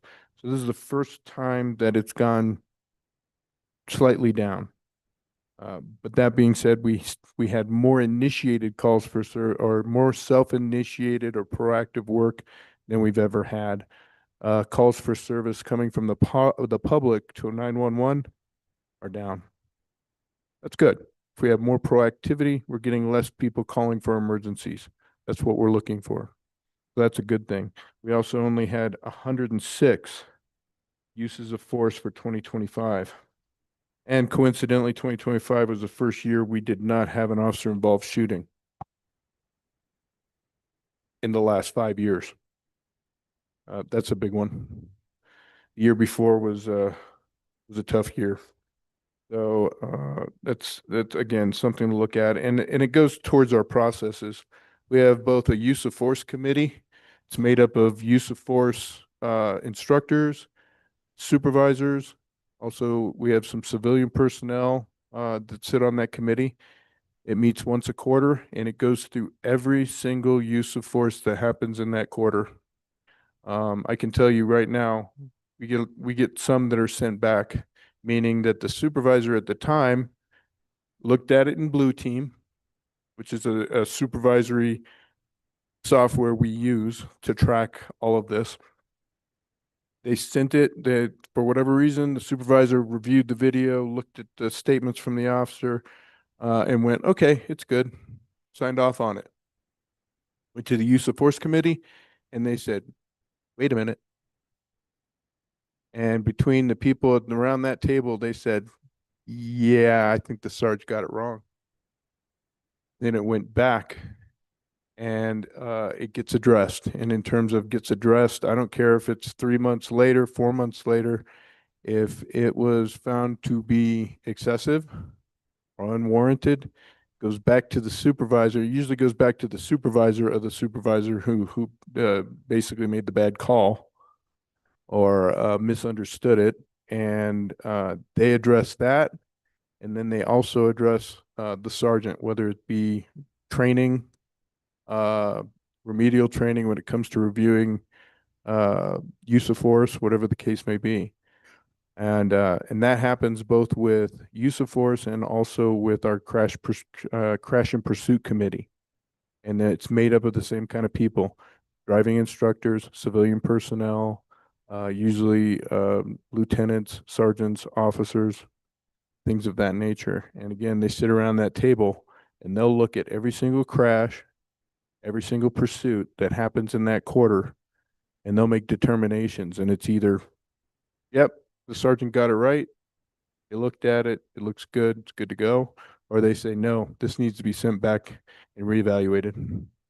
You had a question? I had a quick question, because maybe other people on the committee or members, who initiates a use of force complaint? Is it the suspect, or, I mean, how does the whole initiation process start?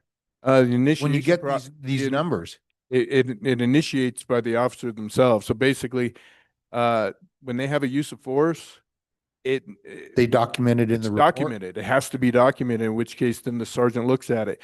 If it's listed as a use of force, it has to go through and get reviewed by committee every quarter. So every quarter, some quarters they have, 30 things to look at, whether between crash and pursuit or use of force. So this is just, I'm familiar with INFERS, which is the National Fire Reporting. So I'm guessing this is just part of your reporting system that goes on to the FBI and national. Yes. Okay. And Blue Team has a red flag system also. So what it'll do That's is software? it'll look at, yes. And if say a particular officer all of a sudden is having too many uses of force, or what it considers a higher number than average, it will red flag them and bring it to the attention of the administrators, and they'll be like, oh, you need to look at that. We've never had it go off yet. And part of the reason I think is because our use of force committee and our crash and pursuit committee also has training involved. So if they start seeing trends, training immediately knows, and then they're in contact with policy review. And if we're not adhering to policy, then we start putting out training in terms of, okay, looks like we need some remedial training in pursuit. Looks like we need some remedial training in use of force. If it's a policy deficiency, same thing. Like, ooh, hey, this policy needs to be updated. In which case, again, the policy and review sergeant will take a look at it and be like, yeah, this hasn't been looked at since 2004. We need to update it. So it just depends. But yes, there's a lot of checks and balances there. And the only other question I had real quick was, when you gave us that 106 number for 2025, did the lieutenant figure out what that percentage was? Did that bring you below 1%?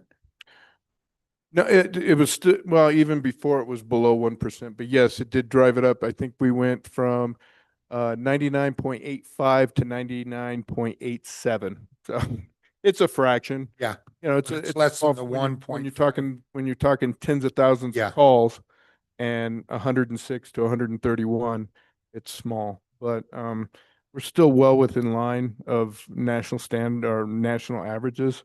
So it just depends on how you want to look at it. Was there any, I interrupted. I didn't know if you were almost done, but I had a question. No, absolutely. I can stand for questions. And- And again, our biggest thing was trying to look to see what's driving it, because even a little jump, we should look at it. We should always be looking at it. It's like, what's driving that? And just looking at the types of calls, our staffing levels, our response times. These are the big takeaways I got when I was looking at it. And when I had the lieutenant, and when the lieutenant was double checking the numbers, he kind of came to the same conclusion. So there's a lot of intangibles that you can't necessarily equate to why one thing happens or another, but these are the most obvious to us. Well, just well done. First thing I want to ask, in regards to shoplifting, I know the feedback that I got from officers and also from the big box stores is they seem to have more of a hands-off approach. So those days of when I was working at Dillard's and we had to chase the guy down and wrestle him, the reality now, and I'm just looking to that where it started to see that we're seeing more shoplifting, use of force connection, is it seems to me that the officers are the ones that are having to deal with those guys versus the loss prevention staff, if I'm correct. You are correct. So there is much more of a hands-off approach in terms of loss prevention. The interesting thing is they are working with our detectives for the New Mexico organized retail crime. So they're doing a lot of very proactive things in terms of, yeah, they're letting them go, but guess what? They're got pictures, they've got 4K video, they're identifying these people, they're linking them to multiple crimes. Most of the stores know the big players now. So a lot of this is happening. And so even though they're not so much tackling them at the doors, so to speak, like they used to, they're doing something even better. They're getting that intelligence for us to build these cases so these people do some real time.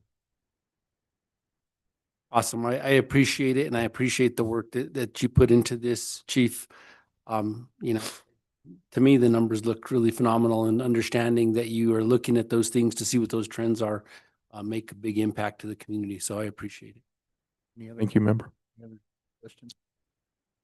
Yes, Chief, you mentioned there's a non-sworn citizen on that committee. They're hired by the police department. They're usually already part of the staff. We have how many civilian staff, Chris? 50. So we have a lot. They can be part of they can be evidence techs. They could be PSAs. They could be secretaries. They could be specialists. They could be Special knowledge for yeah. the situation. Basically, it's just a non-sworn position. So basically, they're not a police officer, but they can work in some form or fashion with the police department. It's easier.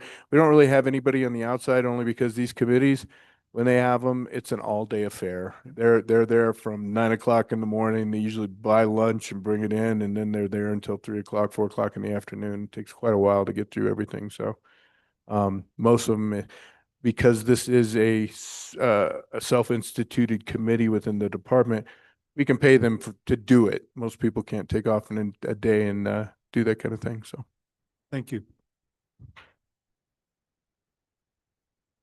Thank you, Chief. I really appreciate the in-depth look at the use of force and how seems to me that you're really looking very deeply into that, and then the training that's required after that. So this is a little off kilter to that, because how do you track, and then how do you follow up in the same manner with perhaps allegations of racial discrimination or allegations of like in this particular case, it's got ethical violations, false arrests, high-speed chases.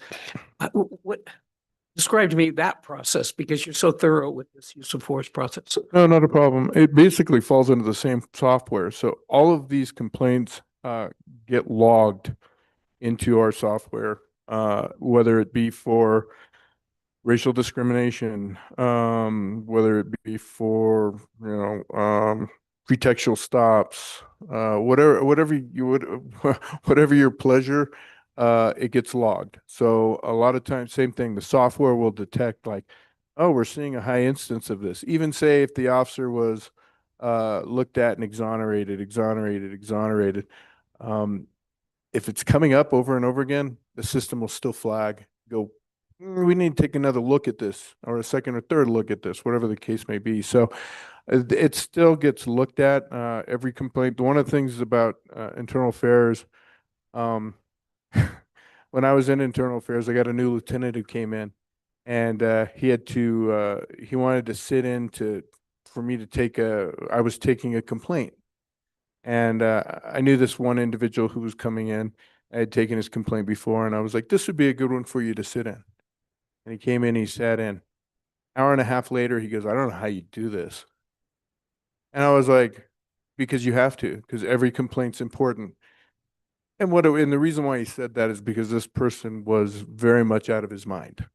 The story that he came up with was extremely convoluted, fanciful, involved dead presidents and all kinds of, and UFOs and secret government agencies. But the fact is I told him, I was like, here's the problem, is in that hour and a half of incoherency, he did mention an officer, he did mention a date, and he did mention an incident. we can look into that. And he made it, and so in all of that, he did make a complaint. Turned out to be completely unfounded. But the thing is I told him, I was like, you don't have the luxury of saying this guy's crazy and then just ignoring everything he says. You have to listen to the whole thing. And you have to make a determination of, is there something in there? And we try very hard in internal affairs to say, I really need you to get to the point. Problem is if you do that, sometimes you chase them away. So that's the hard part. And the thing is because of that, I very much, we take every complaint. I don't care what it is. And yes, it might be, completely off in left field, but sometimes you will get an actual complaint in the midst of the noise. So the fact is we take every complaint is looked at. If it's more of a operational complaint, we'll do exactly that. We tag it with an OC number. It's assigned to a lieutenant.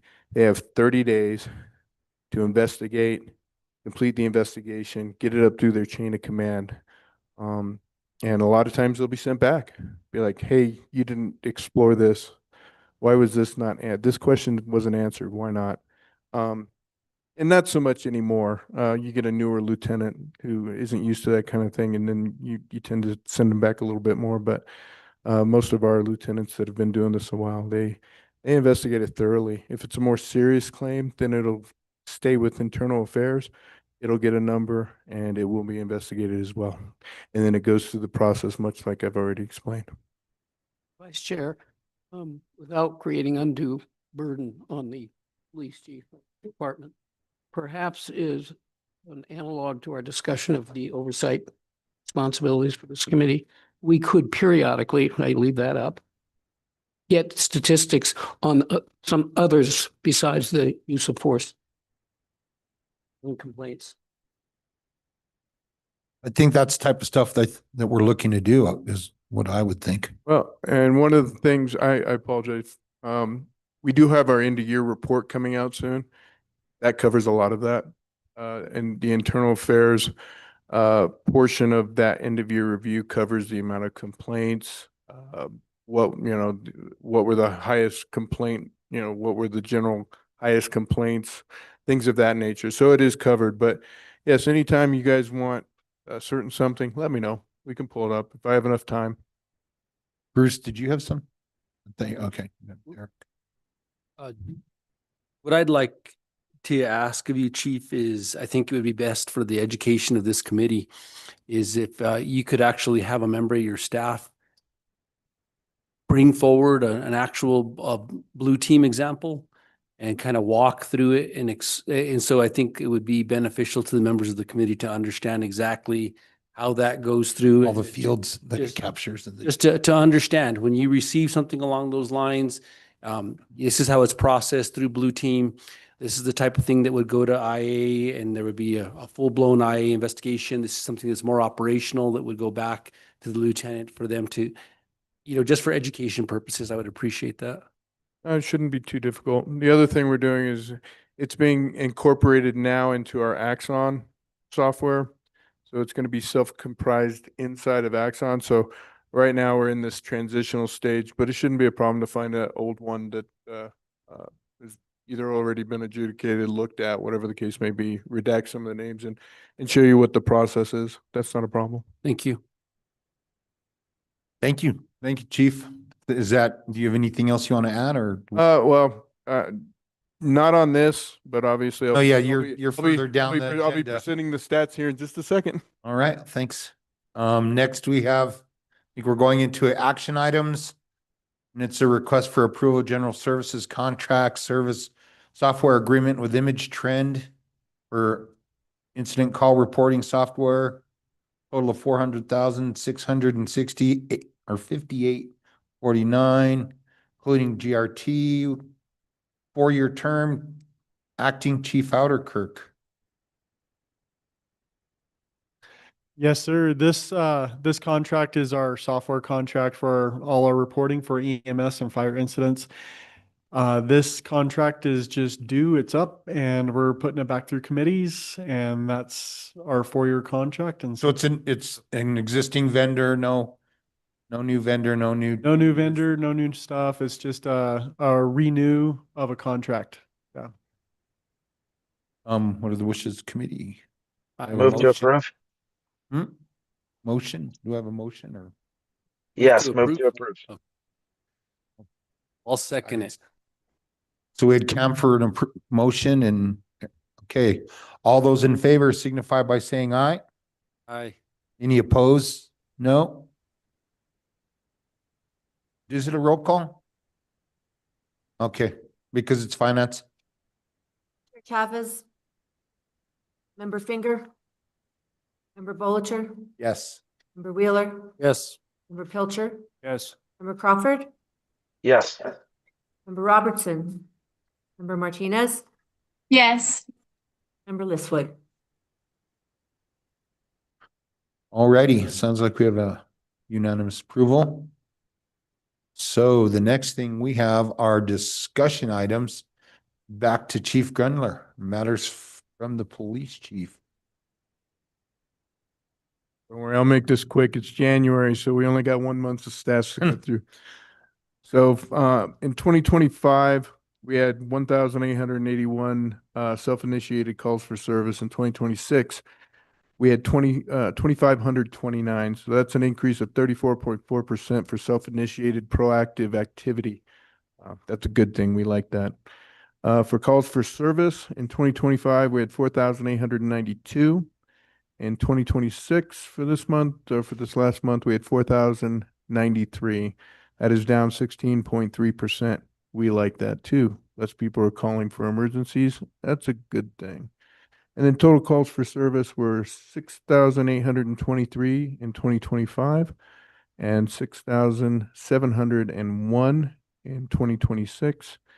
And that's down 1.8% for total calls for service. Again, that's a good thing because almost all of that is because of less calls for service, about 800 less calls for service for the month. So real quick, I think I already covered this. We got 4 sworn vacancies as of today, but we also did some interviews, so we shall see where that goes. We have 6 cadets that are in the background phase for July Academy. We have 1 lateral and background phase right now, and 2 are scheduled to test.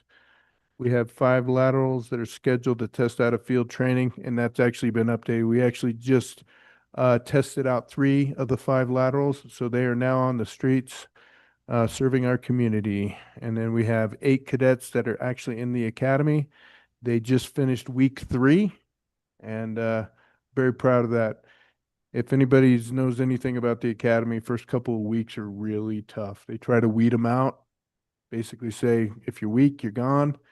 And for all 8 that have gone in and they're still there, that's very promising. So we're very happy about that. Then we got 16 civilian vacancies as of today, but we also made 6 offers to candidates who recently interviewed. And so with any luck, we'll start filling some of those positions as well.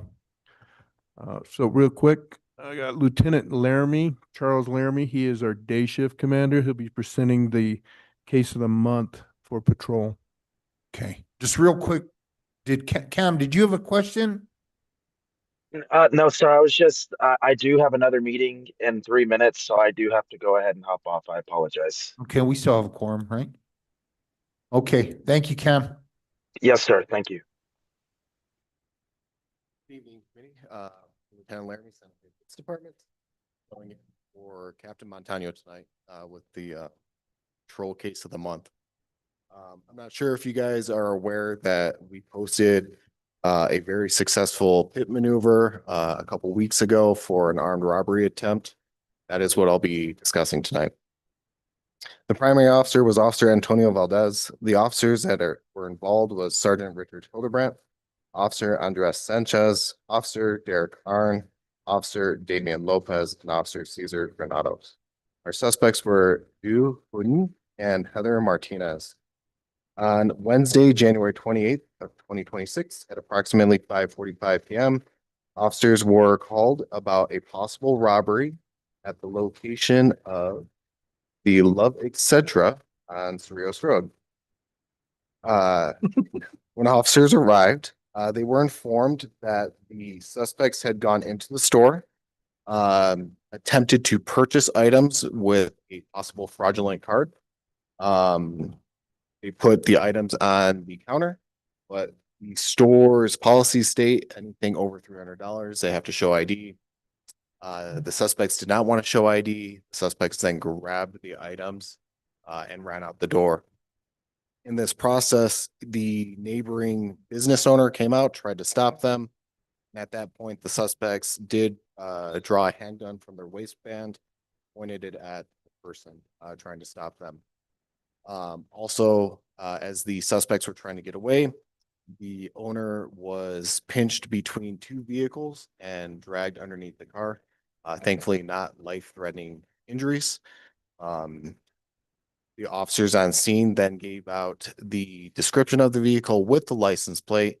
Other officers who were in the area located the vehicle at the Santa Fe Place Mall and tried to initiate a traffic stop. The vehicle did not stop. The officers then decided to use the pimp maneuver, and it was successful. The vehicle did spin 180 degrees. The officers converged on the vehicle, gave commands. Suspects came out without further incident. Yeah, I saw the thing on social media, so I've already seen the whole thing. Go ahead, Derek. I just want to comment on, back in the day, pit was a bad word, and only state police could pit vehicles, and they didn't allow, us inside the city jurisdiction or the sheriff's department, even for that matter, to use pit maneuver. And thankfully, the research and the data has shown how effective it is and how it actually eliminates risks to the community when we're able to do a successful pit maneuver. So I'm proud that you guys were able to do that and make this apprehension of these individuals. So good work. Great. Yes, sir. Yes, sir. And thankfully, when he initiated it, he avoided a trash dumpster that was right after it. So we were happy that no one got hurt. All right, anyone else have any? Well, thank you, Lieutenant. Thank you, Committee.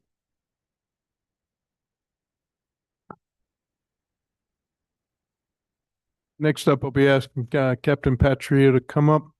Doesn't have a case of a month, but he wants to recognize his section for the hard work they're doing right now. So, Vice Chair and committee members, we just kind of want to put some perspective out there, and hopefully we can go home and tell our family members and whoever else to wear their seatbelts. So between January 18th and February 3rd, and we just had another one over the weekend, we had 3 fatal motor vehicle crashes, and all these had the same thing in common: people not wearing their seatbelts. On the January 18th crash, it was a single vehicle crash. Driver diving down I-25 south, right at the 282, went off the road, hit a guardrail, rolled, and was ejected. So that's one of them. Our fatal team was called out. They went out there, and keep this in mind, there's 4 primary traffic officers, and they are responsible for responding to every fatal motor vehicle crash. So, they responded to 3 of them in about a little under 2 weeks. Like I said, there was 2 more in December. So it was a ending to a bad year, bad ending to a year, and then we've already started with 4 this year. On January 21st, there was another one. You guys probably saw the media release on Calle del Rio. That young lady was traveling above the posted speed limit, lost control, and unfortunately, the vehicle she collided with was much larger than hers, a large utility truck. Once again, not wearing her seatbelt. I'm not saying she would have survived was she wearing her seatbelt, but we don't know. The third one was I-25, the exact same mile marker. Just one was north of the mile marker, one was south of the mile marker. Same thing, young man traveling down I-25. Once again, went off the road, hit a guardrail, rolled his vehicle, was ejected, and was struck by another vehicle. So we just need to remind everybody, please wear your seatbelts. Airbags are there, but they're not going to work if you're not in the car. So the other part of it is to highlight that, once again, there's only 4 traffic officers, and they respond to every fatal that there is. Maybe not all 4 of them at the same time, maybe only 1 or 2, but they still respond, and they have to see the aftermath of the crash and sit there with it. You know, Vice Chair Bolitor and Chief Wheeler, they know all too well what we see at these crashes.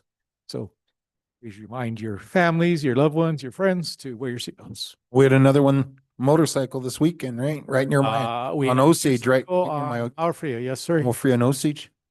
Traveling down Alfrea.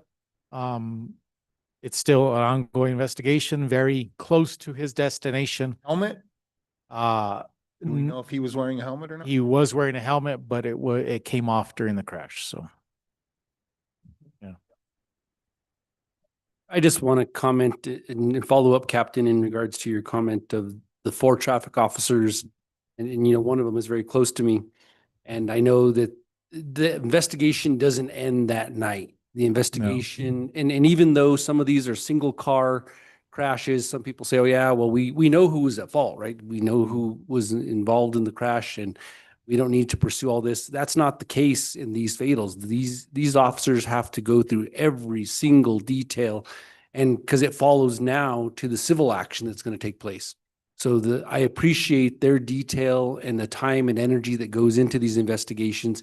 And yes, the trauma that's affected by these officers, in addition to the fact that these 4 guys, one of them's on call one day out of one weekend out of the month. They got to be available to come out. So that means whatever they're doing with their family is now, you know, subject to them being called out.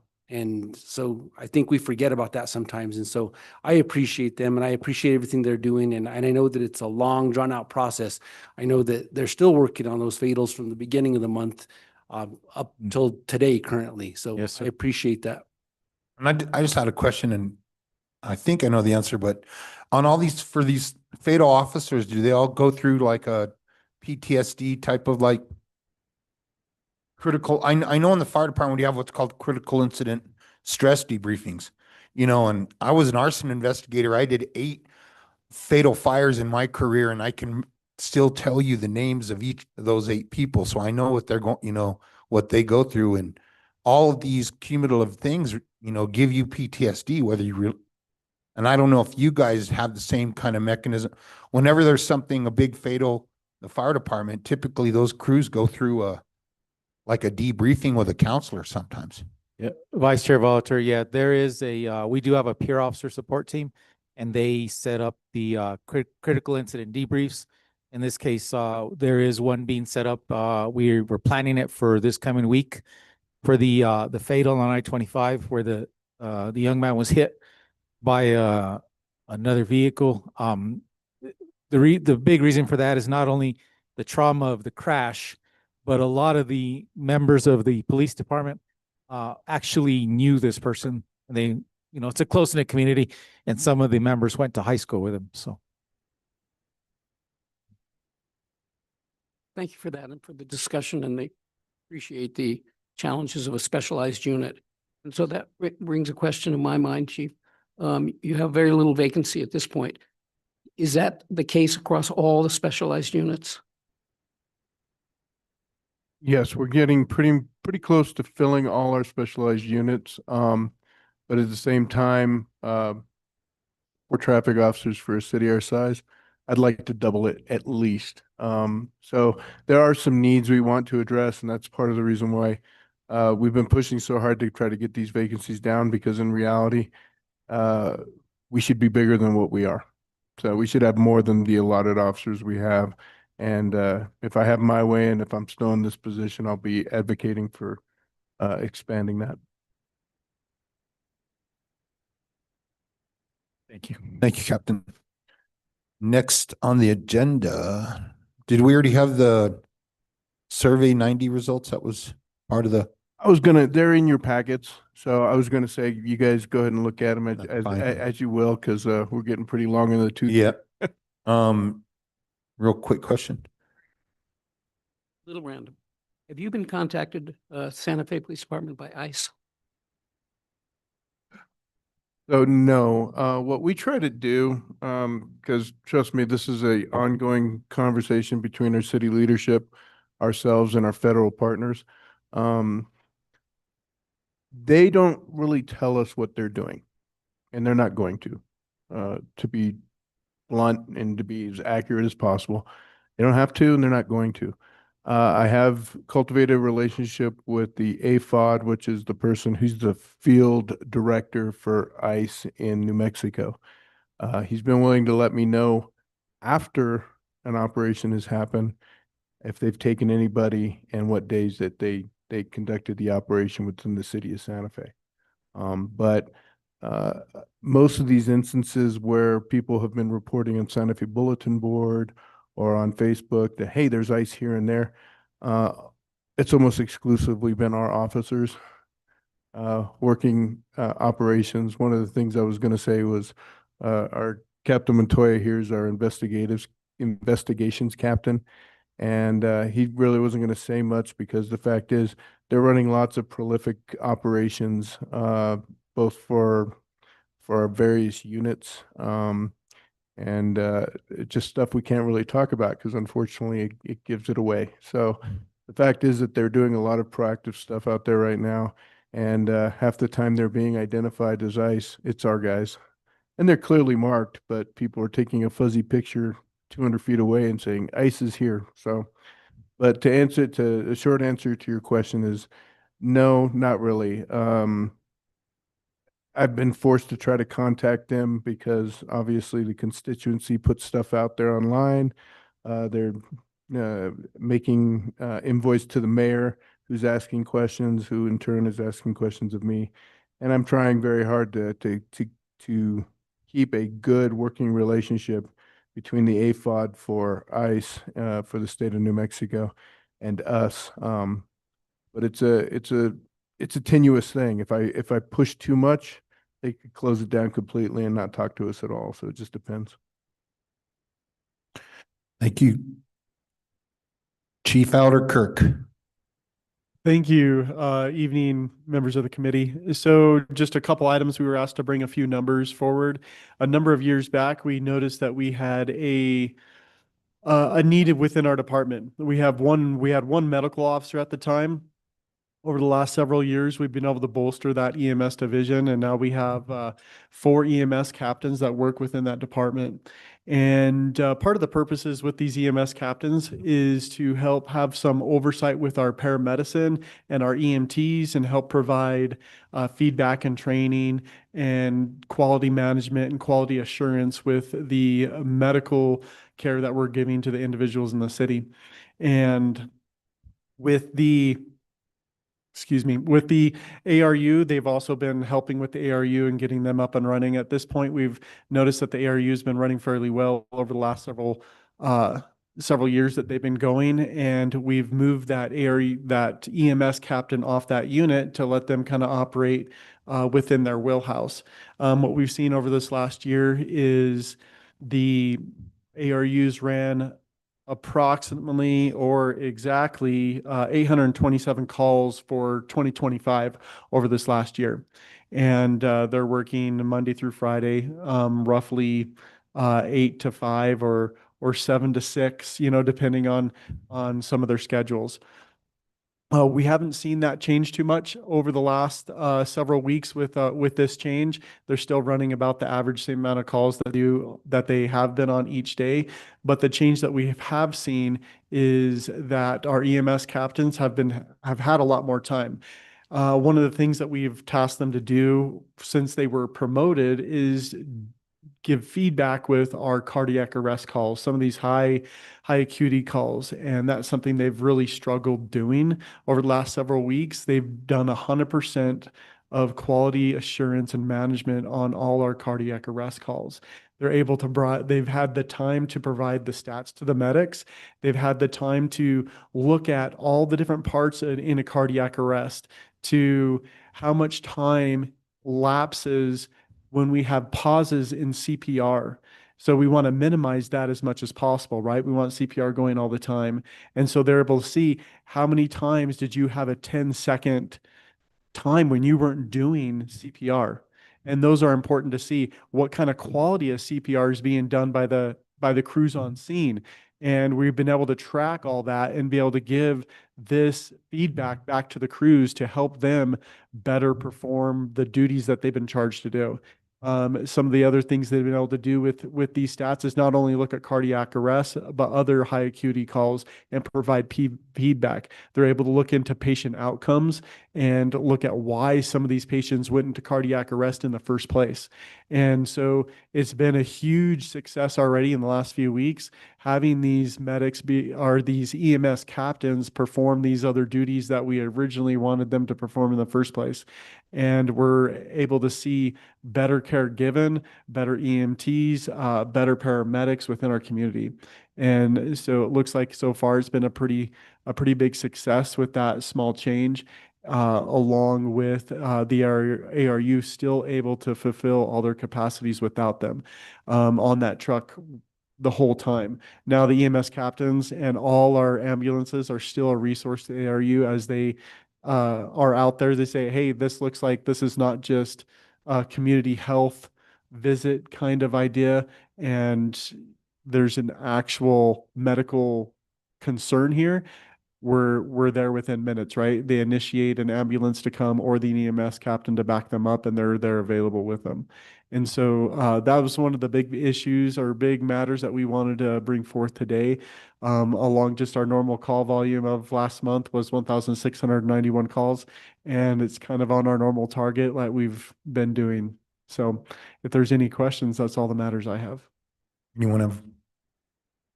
Well, I just wanted to say real quick, it's great job you guys are doing. And, coming from the background I have, just every EMS captain is a paramedic, correct? To qualify for that position, you have to be a paramedic. You have to be a paramedic to qualify for that promotion. So even though it was well intended, because you may hear about this because people might ask you about the ARU and stuff like that. And we've heard on this committee that we need more ARUs, which I totally agree with. But when I was talking about whispers about moving, having health and safety, it's my opinion. And I think it may come as a policy, that the fire department may want to initiate eventually, is that the ARU really shouldn't be under the purview of the fire department. Just like like I also believe animal control shouldn't be under the police department. Not to say those two are similar, but to have a paramedic captain on an ARU unit, when you look at the types of calls ARUs are going on, it's really like sending a brain surgeon to someone who needs, Narcan, basically. And and that's the real, that resource. So, and when you look at what is involved in preparing someone to be a firefighter EMT, there's no need for that ARU to have someone who's cross-trained as a firefighter either. I think long-term, they should probably have the caseworkers be required to be, say, EMT basics, but I don't believe they need to be paramedics because there's always a paramedic backup, or they don't need to be, from a management standpoint, to have a captain, someone who's a captain position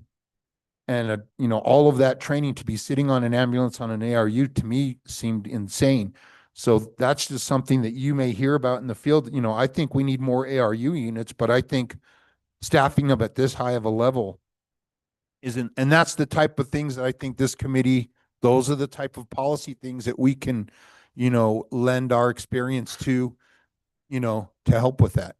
So I just wanted to. I was just going to comment. I think that's the first piece of legislation that you can start working on. But it's not something that's in the code.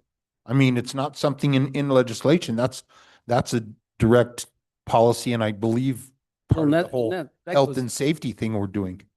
And that goes back to the discussions with Chief Joy when he was still in that role, is trying to recognize what positions, we're talking about red light cameras, and we're not going to even go down that path, but red light cameras, speed enforcement, it's an administrative. It's not something that really, in all the years in the past, when we enter these programs as a city, they fell under the police department because they thought, okay, here it goes. And in all reality, it's an administrative position that should be overseen by an administrator, not somebody who's gone through the police academy and has received all this training, is checking all this. So it's the same type of perspective. And I think that's where we go back to look at some of the models and, I know Albuquerque's program isn't perfect, but they definitely have brought forward a lot of individuals that are responding to those ARU type calls and resolving some of those ARU type issues. Granted, I understand there is times when we do need a paramedic there to deal with those individuals, but I think that's probably where we start looking at that, and maybe that makes it more efficient for the fire department as well. You're absolutely correct. And it's the same thing when when the program was first initiated, they did have also a PD officer that rode on the unit with them. So they had a bunch of people on this truck. And I think it was recognized right away by the police department that to say, hey, is this the best use of our resources with this guy that's highly trained to do certain things to be there? He is with them, right? Or those officers are there and available to this unit whenever they're out. And this is the same for our EMS captains. They are available 24/7 whenever they need a little bit extra. Anything else? Anyone? Just one question. Are you able, if it might help us going forward, if other stats on the ARU calls and how they're determined who goes, whether he goes or not? So ARU, they determine where they go and what they do. So they're not dispatched to any certain call from the RECC. They decide what calls are appropriate for them and their level that they can provide to the people that need their kind of care or that they need their expertise in managing what kind of situation they're in. And so they look at the calls from the PD CAD, they look at the calls from the fire CAD, and they say, this is someone that could use our help, and that's where we're going to go focus our time. And they also take the referrals from the PD and fire side, and they go and follow up on those referrals and get those people help that we're referring to them as well. And so they're able, that's kind of how they produce their workload and what they're doing throughout the day. In addition, if I may just expand on it, because I deal with it from the other side, because I have a mental health client. And so oftentimes I call RECC and I say, hey, I need the ARU. Or if the ARU isn't available and I'm just calling it in, the ARU is monitoring that screen and they see my client's name pop up and they already have a rapport with her. So they automatically, they may jump the call and say, hey, don't send them, we're going to take it. Or they'll call me and say, hey, Eric, we saw that her name is on the screen. Can you give us some background on it? So they're very proactive in that perspective. And I'm sure I'm not the only one that uses that resource where they've identified that the ARU is useful to a mental health issue. And they may call and talk to the dispatcher and say, hey, we need the ARU. So-and-so on the ARU has an established rapport with this person. Can you send them? Are they available? So it definitely makes a difference. Anyone else? Thank you, Chief. Anything else, Chief? No, sir. That's all I have. Thank you. Thank you. And next we have Kyle, Emergency Management. Vice Chair Ballater, members of the committee, thanks for being here. We've had a busy month on the planning front. We've had a hazard mitigation plan kickoff earlier this week.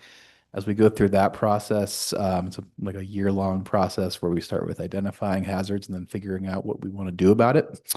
And that's going to involve quite a bit of stakeholder engagement, certainly within the city, but as well as with partners from Santa Fe County, public school system, regional hospitals, New Mexico State, et cetera. In parallel with that, we're working with the fire department's wildland division on a robust wildfire risk assessment of Santa Fe and immediate surrounding areas. This is going to be a kind of a comprehensive update to a plan that was, or an analysis that was last conducted in 2006. On the organization front, you know, like everyone else, we're working on putting together budget requests and staffing requests for the upcoming fiscal year. Like everyone, we'll be asking for more staff and more money. We are, you know, getting ready for wildfire and the associated public safety power shutoff possible challenges this spring.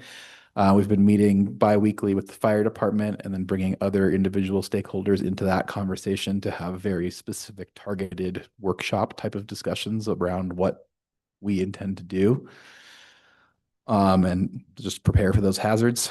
And in general, we're just increasing coordination across all city departments and continuing to coordinate closely with our partners at Santa Fe County, Bernalillo County, City of Albuquerque, other whole community mutual aid partners like the Red Cross and the Salvation Army.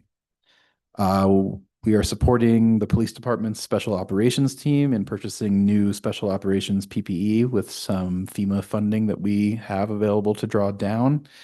Along with that same grant, we're entering into a new contract with Esri to keep building out this Ready Santa Fe platform, as well as the back end that we use for a lot of our operational planning and response efforts.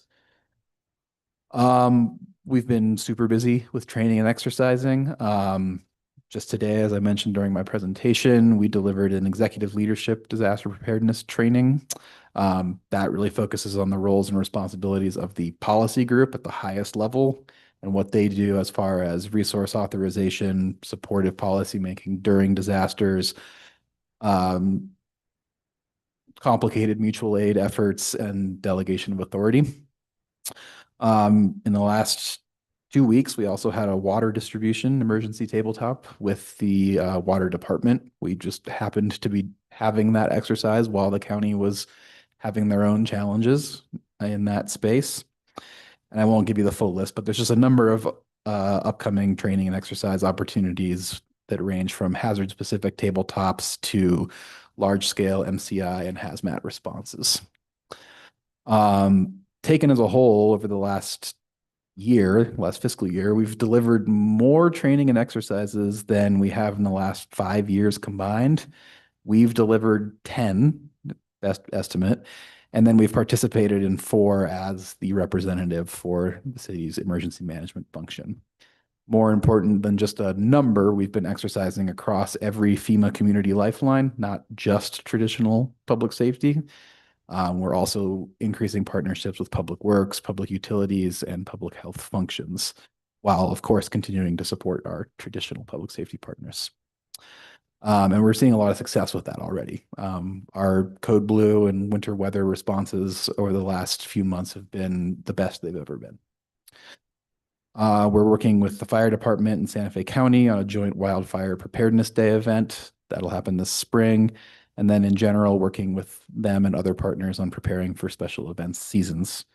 Talked a little bit about Code Blue the last few months. Tomorrow night, myself and the Human Services Director will be giving a presentation at Quality of Life that's specifically focused a little more in depth on how we're building this all hazards disaster response capability through these humanitarian efforts. And one indicator of that is that we've had 0 deaths and 0 cold weather injuries on our Code Blue nights this year from both police department and fire department data. So things are working. I'll leave it there for questions. Anyone have any questions?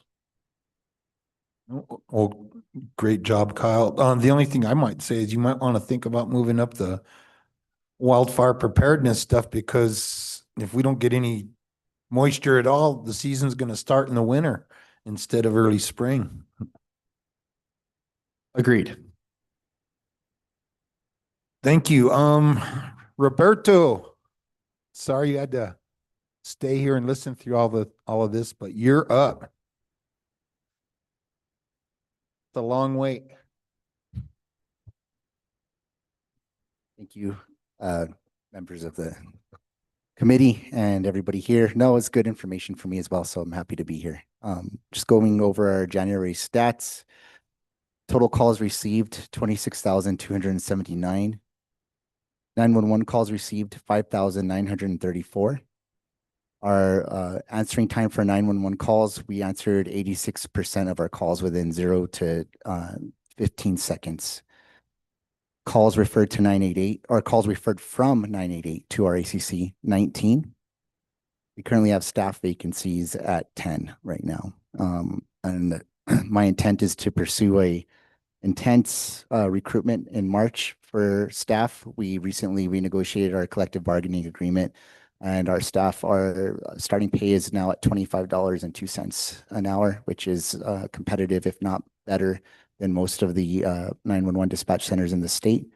And the supervisors can make up to $40.20 an hour, depending on experience. So the pay is much better than it has been in the past few years, and competitive with Bernalillo, APD, and Rio Rancho as well. So we're happy about that. That's all I have. Anyone? I'm just gonna say, and I'll probably talk about this on Thursday, is there anything that we can do to help you, Roberto? I know that you are always looking at different ways for us to try and get more people into the dispatch center. And it's not an easy job. It is a very difficult job. It is a very high stress job that people don't even fathom. I don't even fathom to the degree of how stressful it is. Is there anything that we can do to try and help you to get those vacancies filled? I think that, I've discussed this with former Chief Joy and Chief Moya as well. But when there's a cadet that is testing that doesn't quite meet maybe the physical requirements of those positions, to refer them to come work with dispatch, even if it's going to take them 1 to 2 years to test again, we can definitely utilize their talent for those 2 years to help us out. Myself wanted to become a paramedic or a law enforcement officer and fell in love with dispatch and never left. So I think that those are things that we can do as a group to recruit people and to get them to come work at RACC, even if it's for a short amount of time, it still helps us. Thank you. As someone whose son-in-law was a dispatcher and then went to fire after several years, that's a good idea. I think that's a really good idea. I'm the one that dragged him in there. Oh, yeah. Yeah, I was in a band with his brother. So. Oh, okay. So you're to blame. Yes. Okay. Matters from the committee. Anyone? Matters from the chair. She's gone right now, and I don't have anything to say. So next meeting is St. Patrick's Day, it looks like. That'll be fun. With that, we're adjourned. Thank you, everyone, for pulling a late one. You, Assistant Chair.